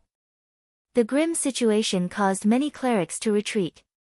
9 of them told Brother Yu that they didn't want to do this business anymore and went back to leveling up. Brother Yu was tormented and didn't know how to make up for it. On the other hand, the contact with the workshop was extremely smooth. People from the workshop naturally couldn't refuse to add friends. After adding them, they took the initiative to ask, "What can I do for you?" They couldn't be any more professional. When Brother Yu asked for teleportation scrolls, they didn't even ask what they were for. They only asked how much and then quoted a price. Brother Yu asked for 20 scrolls, which could guarantee the teleportation of 80 people. After sending the clerics, there was still a surplus. Who knows, they might need it again. In the end, the workshop also asked for an exorbitant price of 1,000 gold coins for one scroll. Even before the currency update, teleportation scrolls weren't so expensive. In leveling areas above 40, although the drop rate of teleportation scrolls wasn't high, at least there was a drop rate everywhere, so the production was much higher than before. The price had been continuously falling. This price of 1,000 gold coins was simply the asking price of teleportation scrolls in ancient times when they were still rare. That's too much. Brother Yu was surprised. The other party didn't hurry and said, "I'm sorry, recently the currency update and the prices have changed greatly. In fact, according to the company's regulations, all transactions should be suspended for this period of time. However, asking for 20 teleportation scrolls at once is very rare. I think you must have something urgent to do, so I specially applied for it. This price is currently set by us, so I can't do anything about it." Brother Yu clenched his teeth. With the currency update, business was indeed not easy to do. However, Brother Yu didn't believe the nonsense that the workshop said. He felt that the other party only said one sentence that was true: "It's rare to ask for 20 scrolls at once, so you must have an urgent need." The other party knew this point, so they simply asked for an exorbitant price. The workshop had never been a kind person. Teleportation scrolls are 1,000 gold coins each. Brother Yu didn't dare to directly decide on this matter, so he came over to discuss it with the others. "You still care about this? Hurry up and buy it," Gu Fei said. 1,000 gold coins each. Brother Yu's heart ached. "You don't have to feel bad about money. I have 30,000 gold coins from the Han family young master. You can buy 30 scrolls," Shi Xiaotian said. Everyone suddenly became spirited. Spending the Han family young master's money to buy scrolls? It felt so good. 1,000 gold coins wasn't expensive at all. "I'll buy 30. Gu Fei said to Brother Yu. "Okay." Brother Yu didn't hesitate. He went back and told the other party that he didn't want 20 scrolls, but 30. Brother Yu suddenly felt very happy. The price of the item was expensive, but not only did he not want it, he even asked for more. It must be very shocking, right? In the end, the other party didn't express any special emotions. They just sent an "okay" and asked where to trade. "We still have to make a trip out of the city." Brother Yu said to everyone, "We don't have enough clerics right now. Previously, we agreed on 9 people quitting, so we still have to add more. It's not easy to leave the city right now." Sword Demon said. "You can act as a guard. Be careful." July said. "No need, I'll go." Gu Fei said. "Oh. We'll just kill our way out." Gu Fei was the most calm when it came to battles. Chapter 742. Gu Fei left the city. He didn't hide or disguise himself. He tugged on his robe and carried his sword as he walked out of Cloud City's gate. Cooperating with the Valiant System guards to bully the players in a chaotic situation wasn't difficult for Gu Fei. He hadn't done this before. Firstly, he didn't think it was difficult, and secondly, he didn't think it was meaningful. Gu Fei wasn't like when he first entered the game. He would be happy if anyone asked him to show off his skills. People were always insatiable. Gu Fei now wanted to bully people in a challenging and meaningful way. At the start of the city war, Gu Fei didn't have much of an understanding of his role as the city's defender. He just muddled along. When he received a masterpiece quest, he did his best to complete it. However, now that he had gathered a large group of people with sword Ghost Blade, and the girl behind him called out, "Guild Leader," he suddenly felt a sense of belonging. Gu Fei now felt that it was meaningful to bully normal players in this chaotic battle. Someone's coming out. Many players who were watching the gate were on full alert when they saw players appear. Identity confirmed, a bunch of people shouted. Eliminating the city defenders wasn't just a matter for Between Rosy Clouds anymore. The four major guilds understood Between Rosy Clouds' actions and knew that Qianli's drunk and the others were restricted in the main city. When this news was released, the guild leaders felt that there was no need to stay with the cabbages. They quickly returned to their high-spirited state. They organized people and attacked the city crazily, especially at the city gate. They piled people there with all their might. "Are they your people? Are they your people?" The players from the various guilds pointed at the people from Between Rosy Clouds and asked. Everyone knew about Between Rosy Clouds' actions now. Now, they had to distinguish between friend and foe to kill people. It was a little troublesome. No, the people from Between Rosy Clouds replied calmly. The people in the Rosy Clouds replied calmly. They didn't need to admit it. If their people were to come out, they would receive the news in advance. Get ready. Who knew how many teams were shouting this sentence? As the silhouette became clearer, everyone became even more excited. It's Qianli drunk. Qianli drunk has come out. Qianli drunk has come out. The players were as excited as if they had been waiting for a boss to respawn. Everyone was trying their best to squeeze towards it. Kill him. If he dies a few more times, he'll be kicked out of the game. The players were in high spirits. Teleportation. With a flash, Gu Fei suddenly floated into the battlefield from behind the soldiers.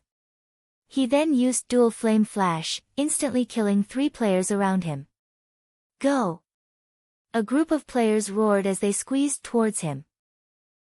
Gu Fei used the system guards as obstacles and cover as he weaved, dodged, and attacked.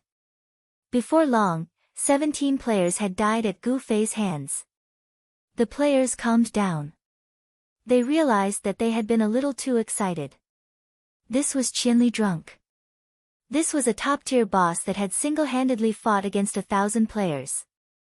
Now that he had a bunch of system guards around him, the players actually dared to fight him. Their brains were simply flooded with water.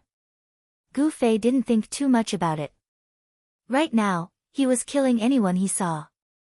No one could stop him, and he was even more efficient than the NPC soldiers.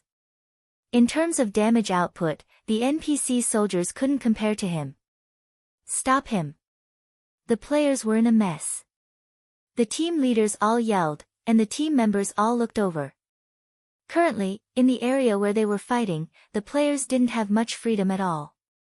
There were so many system guards, and if the players could do as they pleased without any restrictions, how could they not break through the city gate in front of them? Gu Fei's appearance had a huge impact on the battle. Although the system guards were strong, they were still system guards. The players gradually grasped the way to wear them down. The various professions worked together.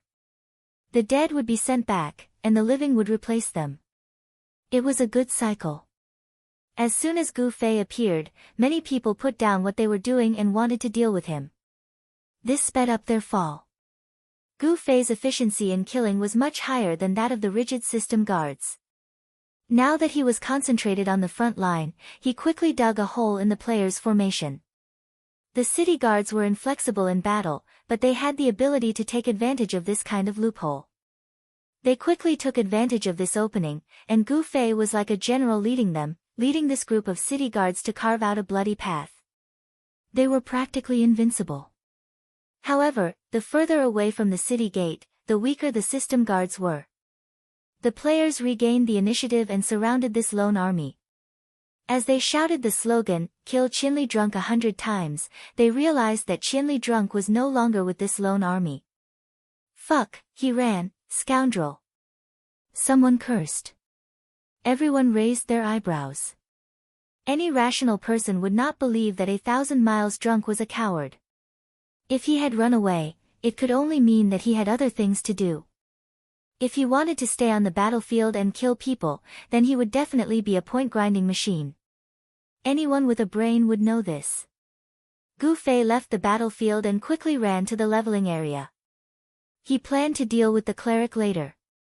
He needed to get the teleportation scroll first. Gu Fei had already added him as a friend. His name was Ling Gufeng. They had already agreed on a place to meet. There were quite a few players in the leveling area. At the agreed location, Gu Fei saw a player who wasn't leveling or killing monsters. He was just standing there like he was waiting for someone. Ling Gufeng. Gu Fei took the initiative to walk up. Oh. The person heard someone call him and immediately turned around. When he saw Gu Fei, he quickly extended his hand. The famous Chinli Drunk? It's an honor to meet you. You're welcome. Gu Fei said, "Did you bring the scrolls?" Of course. The other person quickly dug into his pocket. 30 scrolls were a lot. It was impossible to take them all at once. In the game, there was no need to mark the scrolls with a multiplied by 30. From the studio, Gale was very careful. He would take 10 scrolls at a time and then take Gu Fei's 10,000 gold coin pouch. Every time, he would use both hands at the same time. He would only let go of the scroll after grabbing the coin pouch tightly. It was as if Gu Fei would kill him and rob him. After 2 transactions, Gu Fei only handed over the money for the 3rd time. He didn't take the scrolls. Send these 10 scrolls to Brother Yu. We need the coordinates and then help me get them. Oh, if that's the case, no problem. Listening Gusty Gale nodded. All of a sudden, a thief jumped over from the side. Listening Gusty Gale handed it to him. Send it to Brother Lonesome. Send it back to me after you've marked the coordinates. Okay. The thief ran off with the coordinates. You even brought bodyguards? Gu Fei was surprised. No, do you need anything else? Ling Gufeng asked. No, wait for the scrolls. Gu Fei said. Ling Gufeng asked again, don't you need a cleric? Huh? You sell them too? Gu Fei was surprised. Ling Gufeng smiled, of course we have some people, full-time, part-time, etc. If you need, what's the price? Gu Fei asked. Level 40 qualified light cleric, 50 gold. Ling Gufeng said 50 gold an hour? Gu Fei asked. Yes. Ling Gufeng nodded. Gu Fei was puzzled. He didn't know that the hourly fee was so high. He immediately contacted the ashes in the city. Brother Yu was surprised, who are you looking for? This guy from the studio said that they can provide a cleric. Gu Fei said. Oh, no wonder, they're professionals. But with our current situation, it's better to get some wild ones. We don't know how long we'll need them for.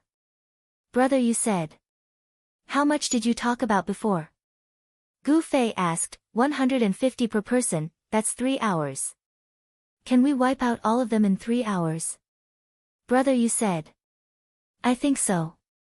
Gu Fei always thought that battles were easier. No one can say for sure. But the people from the studio are really good. At least they're professional. Brother Yu said. Then let's do it. Gu Fei wanted to do it the easiest way. He immediately turned to Ling Gufeng and asked, how long will it take to gather people? Oh, how many? Ling Gufeng asked. 40. Gu Fei said. How many hours? That's impossible. How do you pay? Impossible. Then I don't recommend you hire hourly workers. You can contract quests. Ling Gufeng said. Contract quests.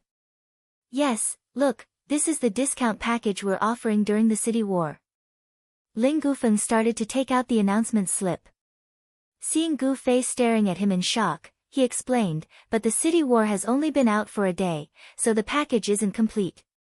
It's possible that the quests you need aren't on it, especially since you're defending the city, right? We really don't have any information on this. But if you need a large number of priests, we can introduce a special service specifically for you. This is very flexible. You need 40 people, right? Yes, how much for 40 people? Gu Fei asked. 300 per person, 12,000 gold. How about that? Ling Gufeng asked. 10,000. Gu Fei said. You're too ruthless.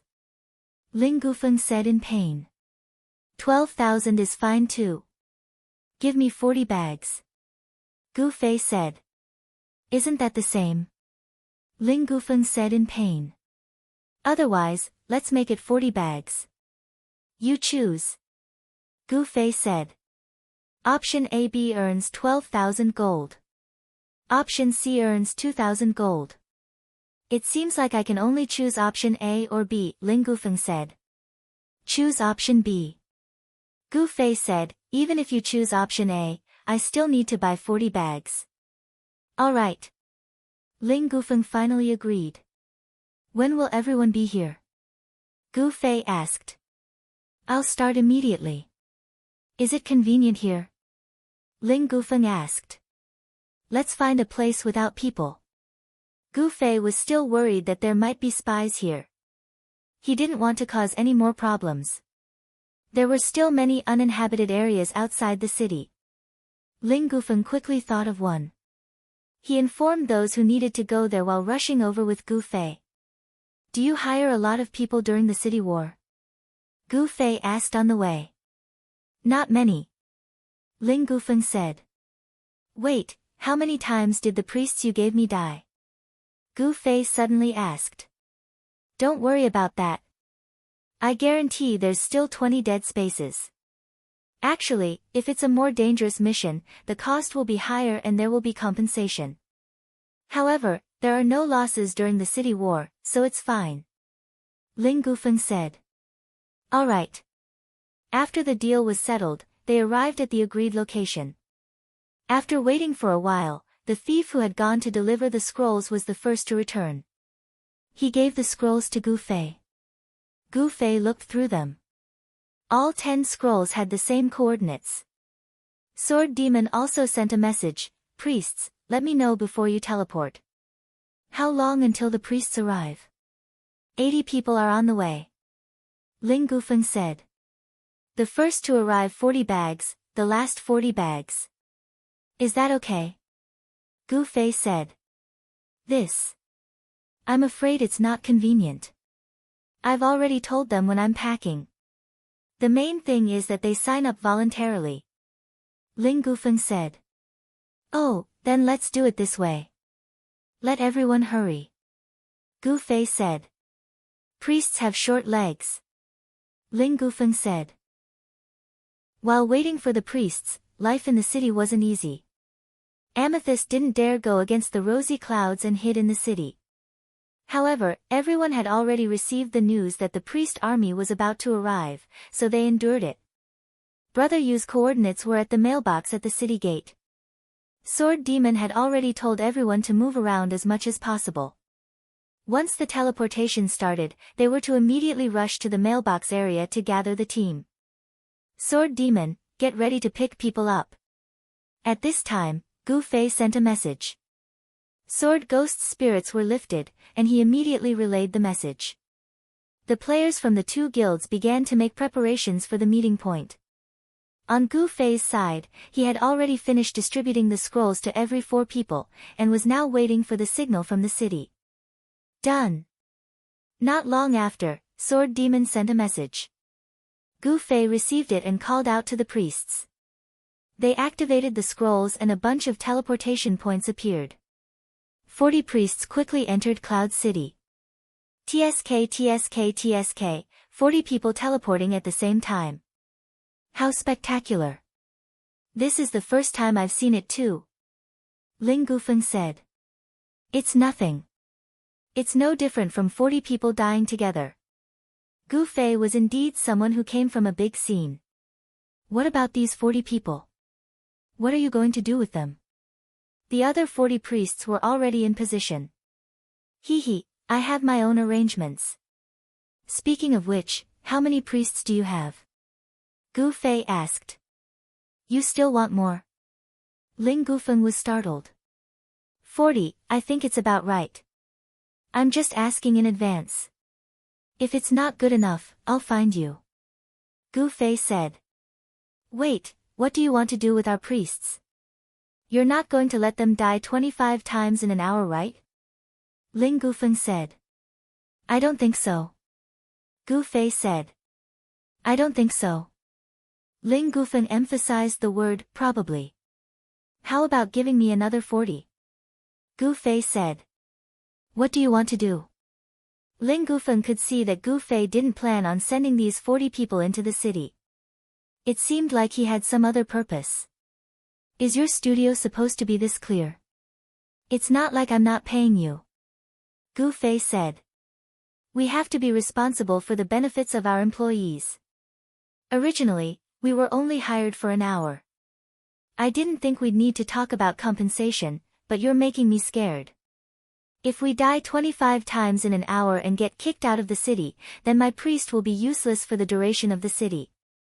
If I'm bought out by you for 50 gold, then I'll be losing out big time. Ling Gufeng said. How much is the buyout? Gu Fei asked. 1,000. Ling Gufeng said. I've finally caught up to the price of scrolls. Gu Fei sighed. You want to buy out all of them? Ling Gufeng was clearly excited. He knew that Qianli's drunken efficiency leveling method was a big business. 80,000 gold to buy out 80 people was something this rich man could afford. Give me 80. If someone really dies 25 times, I'll buy them out. Gu Fei said. Then you'll have to pay in advance. Ling Gufeng said. I'm not sure if they'll die or not. Gu Fei said. If they don't die, I'll return them. Ling Gufeng said. I'll give them to you after they die. Gu Fei said. Ling Gufeng felt that this stalemate wasn't going to work, so he changed his tone. How about this, tell me what you're going to do and I'll think about it. You call people over first. This priest's legs are really short. Gu Fei said. They're calling. Tell me. When Gu Fei said this, Ling Gufeng's mouth opened wide. You're crazy, I'm confident. Gu Fei said. If that's the case, then maybe we don't need all priests. It'll be more efficient if we pair it with other firepower. Ling Gufeng suggested. You guys have it too. As long as we have money, we can have anything. Ling Gufeng said. Alright, give me a few of the higher ones. Gu Fei said. How many? Ling Gufeng asked. Gu Fei thought for a bit. 5. 2 melee and 3 ranged. The higher the damage the better. Then they'll be elites. That's a different price. So long-winded. Hurry up and call them for me. Gu Fei was getting annoyed by this guy's constant haggling. 2 thieves and 3 mages. How about that? Ling Gufeng asked. How much damage? Gu Fei said. Ling Gufeng reported the damage. Gu Fei knew about these 2 classes. After hearing Ling Gufeng's proud report, he said in surprise, This is your best? That's right. Windling Ling was really proud of himself. This was a rather outstanding damage dealer under his command. Thieves are far worse than sword demons' slimwaist dance. Mages can't compare to drifting either. Gu Fei said. Ling Gufeng spat out a mouthful of blood. You're talking about gods. We don't have any. Then we'll make do with these few. How much? Gu Fei said. Ling Gufeng was originally quite proud, but now that he knew that Gu Fei didn't know much about priests, he immediately felt that he didn't meet the customer's expectations. He felt a bit ashamed and couldn't bring himself to say the original price. After a while, he said, 100 an hour, per person. It wasn't that the damage dealers were worth more than the priests. The key was that these were Ling Gufeng's strongest damage dealers, while the priests he gave out weren't elites. Alright, let's call 80 priests. Hurry up and gather. Gu Fei called out. The efficiency of the workshop was quite high. Before long, the thief class had arrived. Seeing that the buyer was Qianli, he was a bit excited. This was the #1 damage dealer in the parallel world. Actually, when Ling Gufeng was waiting for Qianli Zui, he had also thought about how much money he should send Qianli Zui to collect. Soon after, the short-legged priests also began to gather. When the group arrived, they discovered that there were 80 priests and only 6 damage dealers. They didn't know what to do. What we need to do is very simple. Gu Fei said. Currently, there's a resurrection camp with only a few NPC guards. Our goal is to kill these guards and abandon this resurrection camp. Chapter 743. As expected of a god. Opening his mouth and spending a lot of money, this was an impossible mission.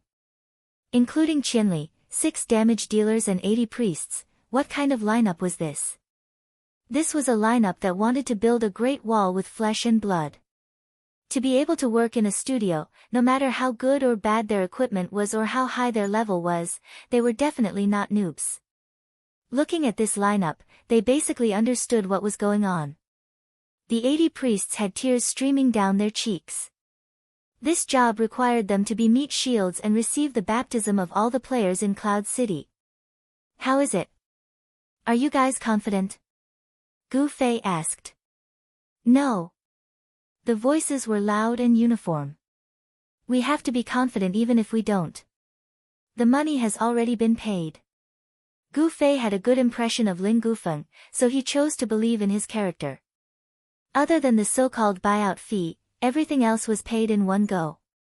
This straightforward payment made Ling Gufeng have a good impression of Gu Fei, so he didn't continue to struggle with the buyout fee and stood up to speak for Gu Fei. There are only 4 NPCs left in the northeast camp.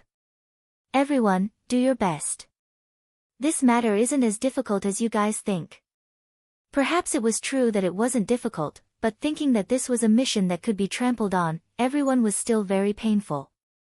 Someone suggested, Drunk Giant, why don't you just hire more people? We can attack and defend. Isn't that more efficient than these priests? Gu Fei patted his pocket. I'm out of money. Ling Gufeng suddenly became nervous and sent a message to Gu Fei, no money. Then the pension. You're so gullible. Are you still in the studio? Gu Fei looked down on him. Pretend I didn't say anything. But his suggestion is really good. Combining classes into a team, combining offense and defense, it's definitely more efficient than your current method. Ling Gufeng said. Gu Fei shook his head. First, I don't know how to command a team. Second, the players attacking the city are in the tens of thousands. I have to fight to support myself. How many people do I have to hire? Third, hurry up, I don't want to wait any longer. Okay. If you have something to say, just say it. This is the list of employers, 1 for each of us. I will mark the names of those who have withdrawn from the battle 25 times, and we will check after the battle. Would someone purposely die to earn money? Gu Fei said. Are you kidding me? Those who work in our Yinting studio have to abide by our employee code. We have a set of mutual supervision and reporting mechanism. We will never allow this kind of fraud to happen. Especially for a large-scale event like yours, we will also send someone to supervise from the side. You can rest assured. Everyone understands what your mission is about and will definitely cooperate with you to complete it.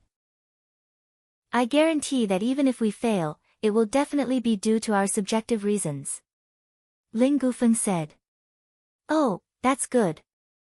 Gu Fei nodded and asked, which studio are you from? Ling Gufeng almost collapsed. After all this time, Gu Fei didn't even know which studio he was from. He didn't do a good job of maintaining his image. He quickly handed his name card to Gu Fei. Gu Fei took it and read it aloud, Ling Gufeng, HR assistant of Yunting Studio. That's my little brother. Ling Gufeng said. HR also sells scrolls? Gu Fei asked. The division of labor isn't that detailed. Since I'm the one who contacted you, I'll do it for you. Ling Gufeng said. While you're at it, promote your HR business? Gu Fei asked. Hee hee. Ling Gufeng laughed dryly. What's the relationship between Ing Chi Studio and you? Gu Fei asked as he took the name card. He's our grandson. Ling Gufeng said seriously. Gu Fei suddenly had a good impression of him. He vigorously patted Ling Gufeng's shoulder and said, Good, good. If there's any business in the future, I'll look for you. Gu Fei had a good impression of this kid. He only hoped that the crows in the world were all black and that this kid wasn't as shrewd as Wu Yi. If it wasn't like that, it would be really convenient and fast to deal with the studio. Let's go. Gu Fei called the team. He didn't have a commander, and he couldn't even be the captain. The team was built by others, but everyone knew who was in charge of the team. Everyone's here. This time, the 5 players beside Gu Fei were surprised. Everyone's here. Gu Fei said. What about the warriors? One of them asked. What do we need warriors for? Gu Fei didn't understand. Without warriors, who's going to tank the monsters' attacks? The 5 of them said in unison, apart from a slight difference in their wording. Gu Fei pointed at himself. You? The 5 of them were very orderly this time, and looked at each other. Although they brought a lot of priests, but with the mages' small bodies, would they be able to withstand a single slash from the guards? If they were instantly killed, then even 8,000 priests wouldn't be enough. Although the 5 of them knew that the guards' attacks weren't that high, they didn't forget that there were a total of 4 guards in the camp. The 5 of them wanted to ask more clearly, but Gu Fei had already walked in front of the team. The 80 priests didn't have the heart to worry about this matter, and silently followed him. The 5 of them hesitated, but still chased after him. In the end, they still asked this question. You'll know when the time comes. Gu Fei waved his hand, too lazy to explain. The northeast camp was right in front, and Gu Fei had already told everyone to split up. 80 priests gathered together was quite conspicuous. Do you guys think there's any problem with the tactics I've mentioned? I'm not very good at this. Gu Fei tried to be democratic in the team. You're really not good at it. We need a tank, we need a tank. The 5 DPS players shouted. And why don't you hire a few more DPSers? The more effective it is. There were other voices. So long-winded. Alright, I'll tell you guys. I understand what you're talking about a tank, but isn't it the one that attracts aggro? I heard that the warrior class can create a lot of aggro. One is through attack damage, and the other is through the pouring of rage. Both will be converted into aggro, right? Gu Fei said. Yes. Otherwise, the warrior may not be able to stabilize the aggro just by attacking. The main thing is that his rage consumption is additional aggro. Someone replied. Yeah, it doesn't matter what the setting is. The key is that as long as I'm attacking, the warrior definitely won't be able to attract any aggro. Gu Fei said. The 5 of them were startled at first, but then they came to a realization. Who was this person? Qianli was drunk. Instant kill of a level mage, and his attack damage was so high that it defied the heavens. This kind of explosive high damage output that surpassed the era and generated a lot of aggro. It wasn't something that the warriors of this era could snatch away by relying on damage and pouring out rage. Therefore, with an explosive damage output player like him, pulling aggro was a dream for the warrior. As for not having too many people participate in the battle, it's because I need enough space to move. If too many people surround me, it will compress my space. Without space, I won't be able to dodge the attacks and will die. Now do you guys understand? Gu Fei said. The last one understood, but this one, I don't quite understand. So, even if I explain it, you guys won't understand. You'll understand when we fight. Is everyone in position? Gu Fei first asked these players to enter the camp. After all, they wouldn't cause any alarm. They're in, they're in, they're in. A series of messages appeared in the channel. How's the distribution of the guards? Gu Fei asked. XXX's position is closest to the edge of the camp. Let's start with that. Someone revealed to Gu Fei. Okay. Gu Fei adjusted the direction of advance according to the coordinates. Originally, the players in the northeast camp were afraid of being abandoned, so they set up a large number of camps. However, after they found out that the defending players were all suppressed within the city, they didn't waste time here and did what they had to do. Apart from a few lazy players who volunteered to stay, the northeast camp was no different from the other camps.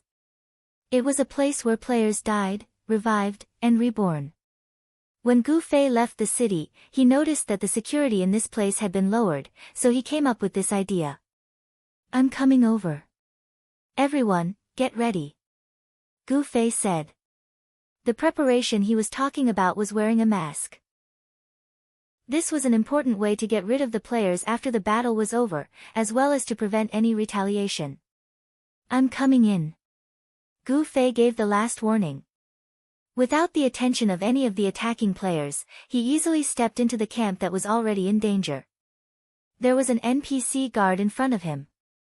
The moment Gu Fei stepped into the camp, the guard immediately glared at him and shouted, "There's a spy infiltrating the camp," as he fiercely charged towards Gu Fei. Hurry up! Gu Fei also roared. Without any hesitation, he spun around and slashed at the guard with dual flame flash. The 5 DPS players were already on standby. As soon as they saw Gu Fei attack, the 2 thieves dashed behind the guard and unleashed backstab. The 3 mages also unleashed fireball after fireball. Even though it dealt a small amount of AoE damage, it wasn't much. In a situation where 80 priests were surrounding him, it would be a waste of time to care about this bit of damage. What's the guard's HP? The 5 DPS players obviously hadn't taken on this job. They hadn't participated in a city war before, so they didn't know anything about this. I don't know. Gu Fei's answer was very simple. The 5 players coughed up blood. You don't even know how much HP they have, how can you be sure that we can kill them in time? That's why we need to hurry up. Pay attention, the other 3 guards will be here soon. Priests, don't block them, let them in, so they don't attack you. Gu Fei said. 1 against 4. Can you do that? The 5 were shocked. That's why I said we need space. Watch carefully, thieves, you 2 follow. Gu Fei said as he continued to slash at the guards. He firmly controlled his rhythm, determined not to let his mana run out. Just as Gu Fei had said, the other 3 guards came as reinforcements as fast as they could. The priests were extremely obedient, and they quickly made way for the guards. But at this time, the attacking players were even more anxious. News of the respawn camp being attacked had already spread, and the players in the northeast camp had already started to gather their weapons. Where was the target? Perhaps they needed to confirm it, but at this time, the 80 masked priests squeezed into a circle, making the target very clear. They're coming. The priests cheered each other on. They weren't noobs. They were used to being cared for and protected in the team. They had never been on the front lines like warriors, so it was inevitable that they would be a little nervous. The attack had arrived. Seeing that it was a circle of 80 priests, even the most cowardly of players had the confidence to act wildly. They rushed forward and madly used all of their skills. The 80 priests clenched their teeth, supporting each other and healing each other. The holy white light formed a ring, resisting the flames, the arrows, the assassins hiding in ambush, and the charging warriors, Windlass, help me keep an eye on the movements of the attacking players. Let me know when a large number of players return to camp. Gu Fei sent a message to Windlass.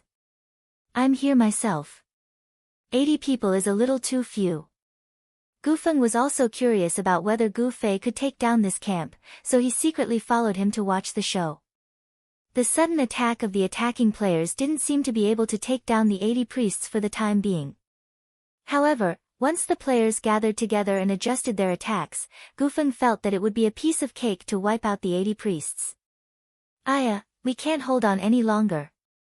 Because of the continuous charge of a group of warriors, a gap was forcefully opened up in the protective circle of the 80 priests. When the players saw the priests forming a circle, they knew that they were protecting something. When they pushed open the circle, they saw a group of people hunting down the guards. A few warriors roared and rushed over to help. Back off! Gu Fei yelled at two thieves. He took 2 steps towards the warriors and turned around with dual flame flash. When the flames spread out, 3 warriors were killed and 2 were heavily injured. The 2 heavily injured warriors weren't careless at all. They unleashed whirlwind slashes together. However, they didn't expect Gu Fei to be even faster. Just as the blades were about to wrap around him, he raised his finger and teleported away. The 2 warriors' whirlwind slashes slashed at the guard behind Gu Fei. The guard had already locked onto Gu Fei. He didn't move away just because of the 2 whirlwind slashes. Instead, he turned around and slashed at Gu Fei. The 2 warriors hurriedly put away their whirlwind slashes and clumsily chased after Nia Yen. However, the 5 DPS players weren't here to be spectators. They moved together and killed the 2 warriors who were already on the verge of death. Gu Fei pulled the guard over. Dual flame flash's cooldown was up. With a circular movement, he evaded 3 more guards. He leaped into position and used a lightning palm to hit the head of a 4th guard. At this moment, Gu Fei didn't want to kill the guard. So, he leaped into the air and chopped down diagonally, sending the guard sprawling to the ground. Gu Fei landed on the ground and brandished his sword. Ding ding. Bang. Bang. The 5 DPS players also came over to help. One of them turned to Gu Fei and shouted, "Don't keep pulling them like this. We won't attack those 3, so the aggro won't leave us. Just focus on one. It's just convenient." Gu Fei smiled. He still did whatever was convenient. Ever since the 3 guards had entered the circle, Gu Fei's attacks had taken care of every single one of them. The 5-man team that had been dealing damage thought that Gu Fei was trying to pull the aggro of the 3 guards. However, with Gu Fei's damage, a few skills would be enough to pull the aggro of the 3 guards. After that, everyone could just focus their firepower on one guard. However, Gu Fei was different. His attacks had always taken care of all 4 guards. The 5 DPS players had seen his footwork. It was truly erratic. They clearly saw him step to the left, but for some reason, his body swayed to the right. As a result, the 2 thieves suffered. Their target was led left and right by Gu Fei. The 2 of them couldn't keep up at all. "What are you 2 doing? Do you really have to pick one of the 4 guards?" In the end, the 2 of them were criticized by Gu Fei. The 2 of them were startled. What was wrong with focusing on one of them first? Wanting to take down all 4 at once? Wasn't this a bit too much? The 3 of you too. Why do you always have to focus on one?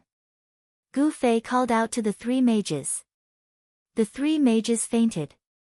Gu Fei couldn't be bothered to argue with this newbie's train of thought. "Boss, let's do as he says.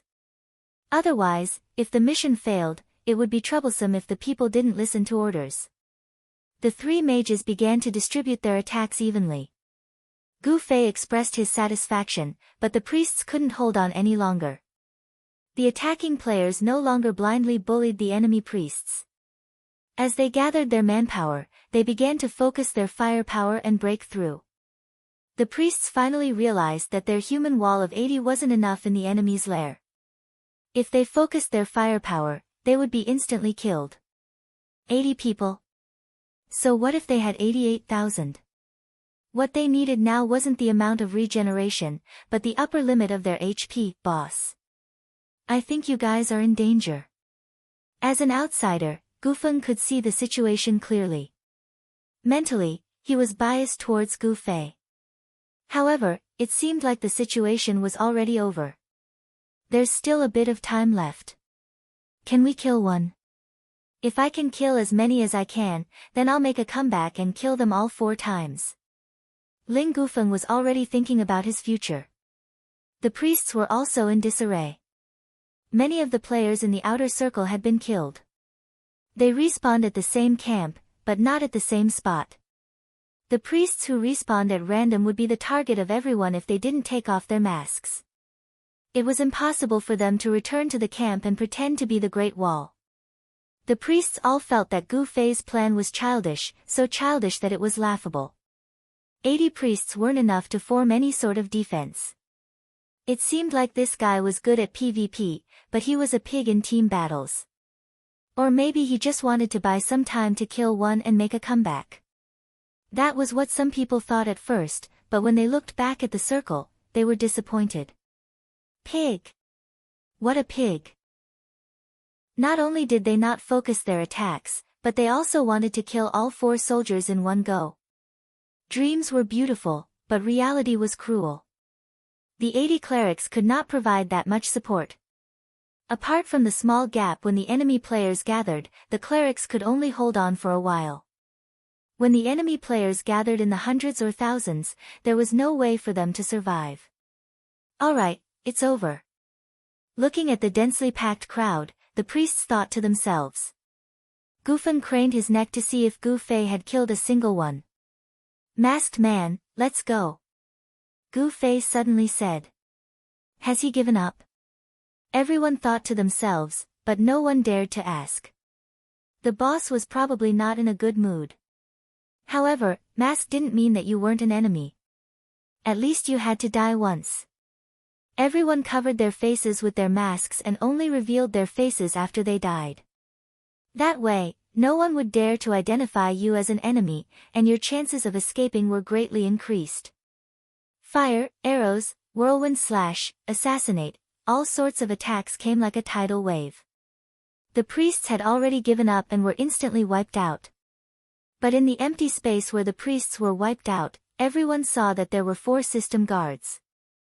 They took on the abundant fire, arrows, whirlwind slash, assassinate, fuck, stop, everyone stop, someone among the attacking players shouted anxiously.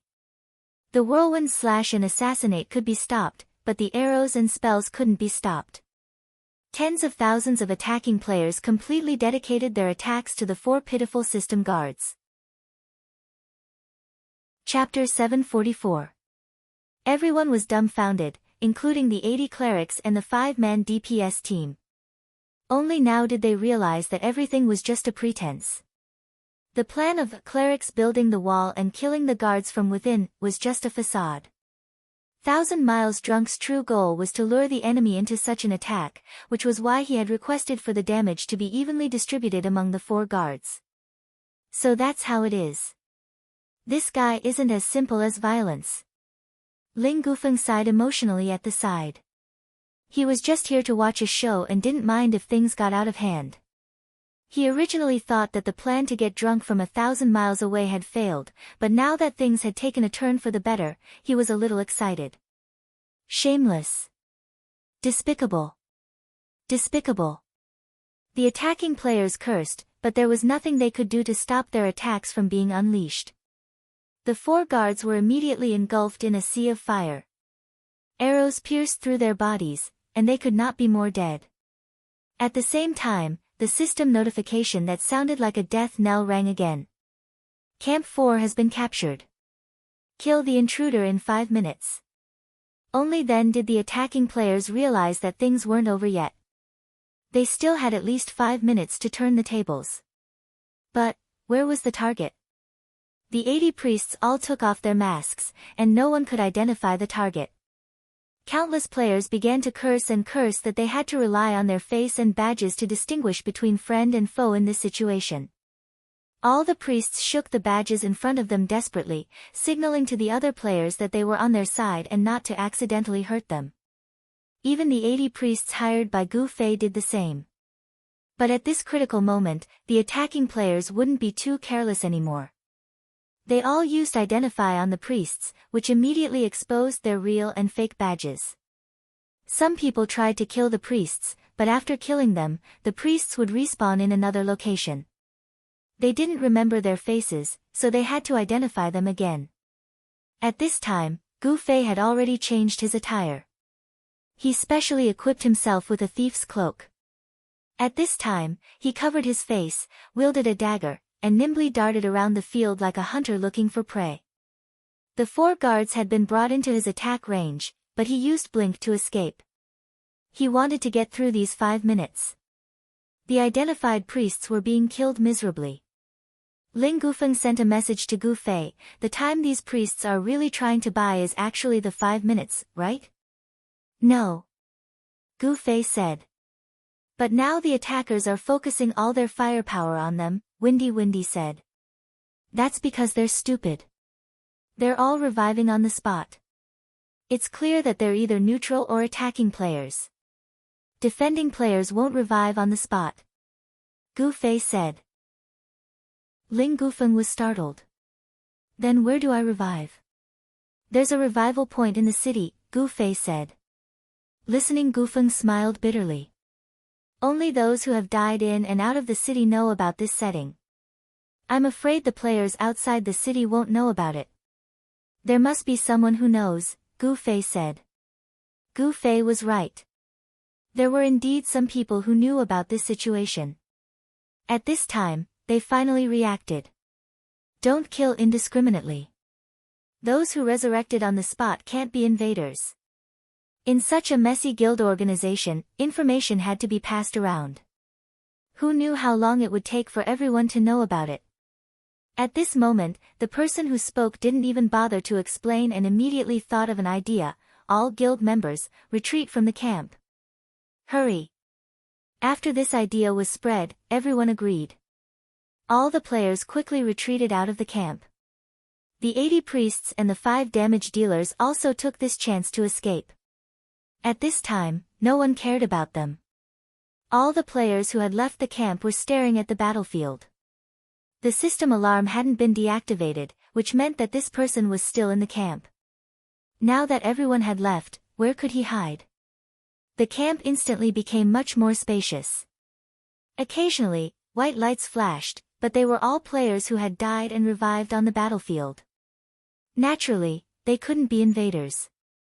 The players outside the camp looked into the camp and saw that there were more than 10 eye-catching tents. Without a doubt, the invaders were hiding in them. "There's no time. Everyone, hurry!" someone called out. The players outside the camp rushed into the camp like a tide and ran to the nearest tents. "No! No! No!"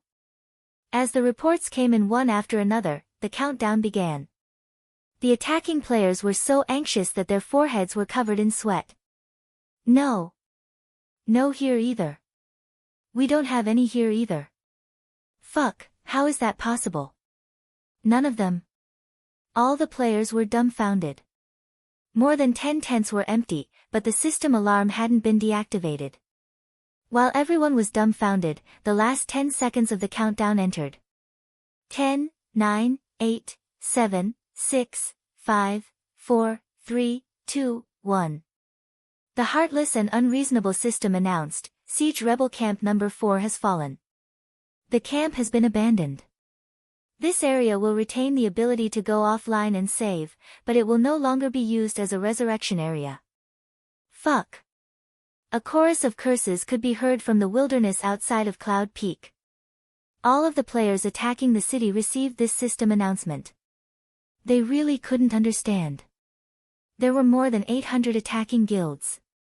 Even if they encountered defending players that other main cities didn't have, they shouldn't have fallen to such a state.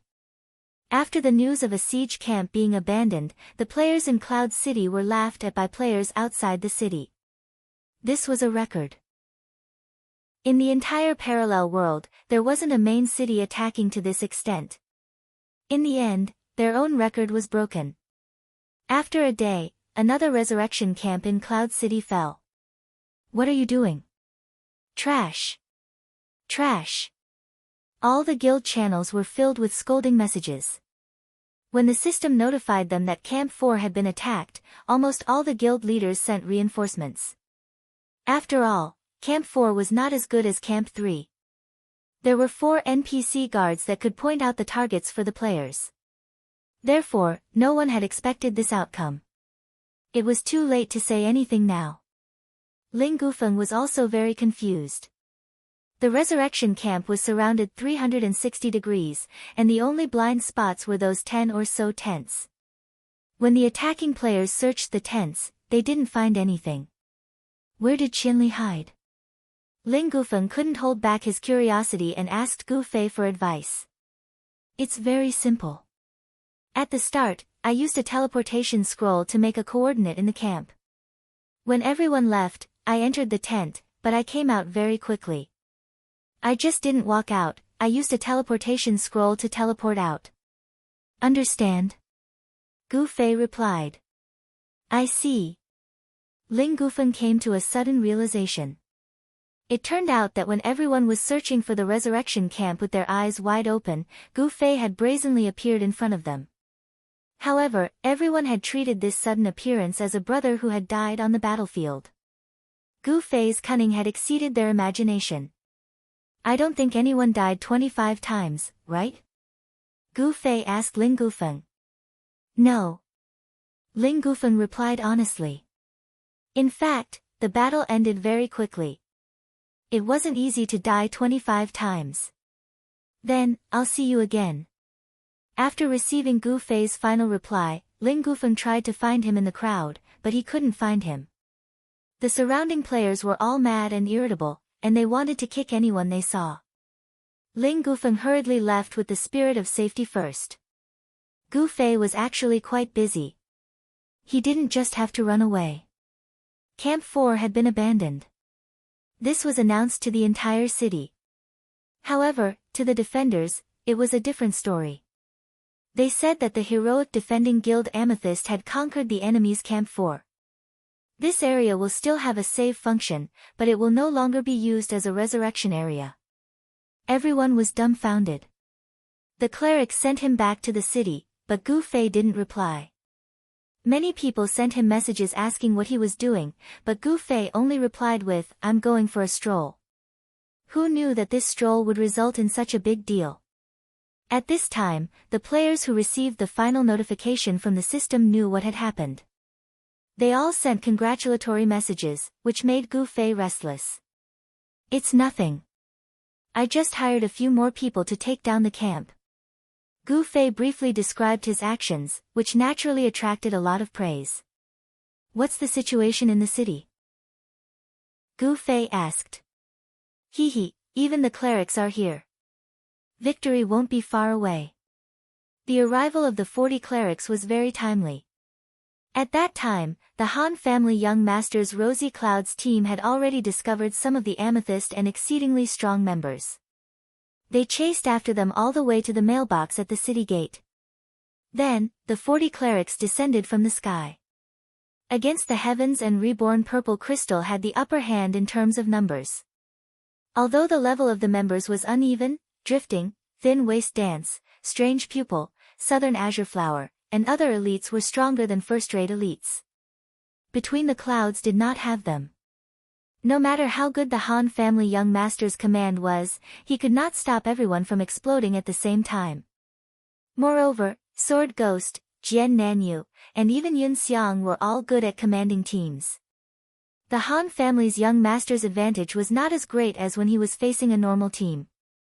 If it was not for the fact that he was very heaven-defying and the reborn Amethyst Crystal's members were a little mixed up and unfamiliar, he would have been completely suppressed long ago. I'll be back soon. Gu Fei was still in his thief's outfit as he sprinted across the battlefield. Behind him, in the abandoned Camp 4, a bunch of people were going crazy. They wanted to drag the intruder out and skin him alive. The Han family young master knew that he was at the end of his rope. When the battle started and the 40 clerics suddenly joined the enemy's party, the Han family young master knew that they had no chance of winning. It seemed like they could still hold their ground, but it was all thanks to the enemy's unfamiliarity with the situation. Apart from that, the strongest fighter, Qianli's drunk, had yet to show up. The Han family young master patiently commanded and whittled down the enemy. Meanwhile, exceedingly strong and Amethyst immediately implemented the strategy that Drifting had thought of before they came into contact with the enemy. The clerics would attack from all over the map. This was equivalent to an enlarged version of Kennen Yu and Flaming Cloak. Kennen Yu led a few heavily armored warriors and stood at the front of the team. They did not need to attack. All they needed to do was to provide cover, and their lives would be taken care of by the 40 clerics. However, there were not only clerics behind them, but also elite clerics such as Drifting and Strange Pupil. There were no more clerics among the colorful clouds. They could no longer bombard the enemy in this map. The Han family young master could only command the archers to fire in unison while the team retreated to buy time. If it was just the archers, they could easily distance themselves. However, there were warriors and clerics among the colorful clouds party. It was impossible to kite them, and it was even more impossible to turn around and run away. The enemy's party did not lack thieves, archers, and other agility classes. Running away would only result in points for these classes. There was no hope of winning, but it was not easy to retreat safely either. The Han family young master frequently commanded the battle in the channel. He did not miss a single detail. The channel was filled with his orders. Similarly, the channel on Against the Heavens side was also filled with Sword Demon's orders. He would not let go of the details of his own side, let alone the details of the enemy's movements. These two old friends who knew each other very well could only rely on frequent changes of orders on the battlefield to make the enemy unable to figure out their intentions. The teams on both sides were crazy and irritable. The instructions were given so quickly that it was dazzling. Everyone wanted to say, "We are not robots. We are not robots that will immediately go down when you press the button, go up when you press the button, or go up when you press the button, or go up when you press the button." In comparison, it was still Sword Demon who lost. However, this was not because of him. It was because his subordinates were not a skilled team. Even so, Sword Demon's commands still greatly restricted the intentions of the Han family young master. The deployment he wanted to make was more difficult than any of his usual commands. Sword Demon caused his deployment to be delayed, and no one would make up for his delay. On the Sword Demon's side, Jian Nanyu seized the opportunity that Sword Demon had won and led the warriors and mages to cooperate with the team to completely spread out the formation. The flames of the mages poured out wildly, and the entire street seemed to be burning. In the end, Between the colored clouds could not resist anymore. They kept flashing white light, and people kept being killed. Han family young master had already issued a new order in the channel: retreat. Only retreat. Reviving from various resurrection points became a method of breaking up. After the players in between the colored clouds respawned at the resurrection points, they no longer returned to join the battle. They all ran toward the city gates that were closer to them. There were no ambushes at the resurrection points. Han family young master predicted that the enemy did not have enough numbers to set up an ambush at the resurrection points. The number of people on both sides was almost the same. Such a tactic could only be used when the enemy had the advantage in numbers. "Maybe we will meet again," Han family young master said to Sword Demon when he was killed. Sword Demon smiled. Very soon. After reviving in the Priest Academy, he had some companions with him. Han family young master and the others hurried toward the nearest East City Gate. After walking for a while, Han family young master received a report from a player who had reached the East City Gate first. "There's someone at the East City Gate." What? Han family young master was stunned. Although there aren't many people, Han family young master knew what he was worried about, but they were all priests. They did not have the ability to fight. The enemy might not have many people, but it was enough to stop the priests. What about the West City Gate? How are you guys? Han family young master realized that breaking up and retreating didn't seem as good as it seemed. We are running, but there are already people chasing us from behind. The players at the West City Gate seemed to want to cry. Thieves, archers, and other agility-related professions were all rushing in their direction. Sword Demon and Slender Waist Dance, one black and one red, the two scariest thieves in the parallel world, were at the very front. Everyone could see them clearly. They couldn't go through the South City Gate. This was something Han family young master had warned them about. Because they had started fighting at the mailbox of the South City Gate, going through this gate was suicidal. What about the North Gate? We're almost out. The players at the North Gate were excited. Fuck. Clearly, something that made them unable to be excited happened. Qianli one drunk, it's Qianli one drunk. He's guarding the North Gate, someone shouted. He's not guarding the North Gate, he just happened to come back from outside the city. Han family young master said helplessly. The enemy didn't guard the revival point, so they chose to guard the city gate. They used the characteristics and location of the revival points in the main city to make a good arrangement. If it was him, this would probably be the best he could do, right? Han family young master thought. What do we do? The channel was in chaos. Go up the city wall, Han family young master said. Jump out. Everyone was shocked. That's right. You'll fall to your death. You'll revive after you die, Han family young master told him. Then won't you come back? Leave the guild and jump out of the city. You won't revive in the city, Han family young master said. This was the only way, but they had to give up their identity as the defender, which wasn't what they wanted. If they kept this identity, they could still do a lot of things. Unfortunately, if they kept this identity, they wouldn't be able to leave the city.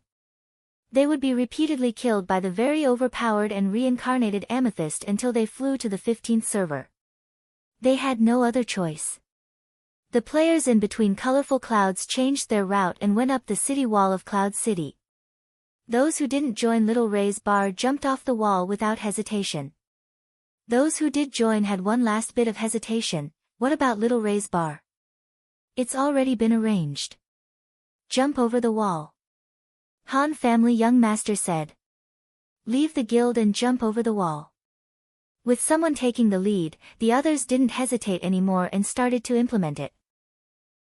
Is there any problem on your side? Han family young master sent a message to Little Ray. No problem. But I have to trouble you with one thing. Tell Sword Demon that Little Ray's bar is no longer the one in between colorful clouds. It's now officially a business association, Little Ray said. Sure, but I can't guarantee what they'll think, Han family young master said. No problem. Qianli and Sword Demon are reasonable people, Little Ray was happy. Sword Demon received a message from Han family young master, we're retreating. The remaining people are the real Little Ray's bar members. What do you mean? Sword Demon replied in confusion, but the message was intercepted by the system. Sword Demon looked around and seemed to see figures on the city wall jumping off the wall. It's over. Sword Demon said in the channel. What's the situation? Countless voices asked. They're retreating, Sword Demon said. How is that possible? We've blocked all 4 city gates. They jumped off the wall, Sword Demon said. Won't they be resurrected? Not if they quit the guild, Sword Demon said. Little Ray's bar is disbanded? It doesn't seem like it. Sword Demon remembered Han family young master's last words, you're tuning into the Blissful Bookshelf YouTube channel. We're so grateful for your support and don't forget to subscribe to join us on this incredible journey through captivating stories. Your generosity through donations truly makes a world of difference, as it's the primary source of revenue that allows me to expand and enhance this channel for you. Thank you from the bottom of my heart for being a part of this adventure.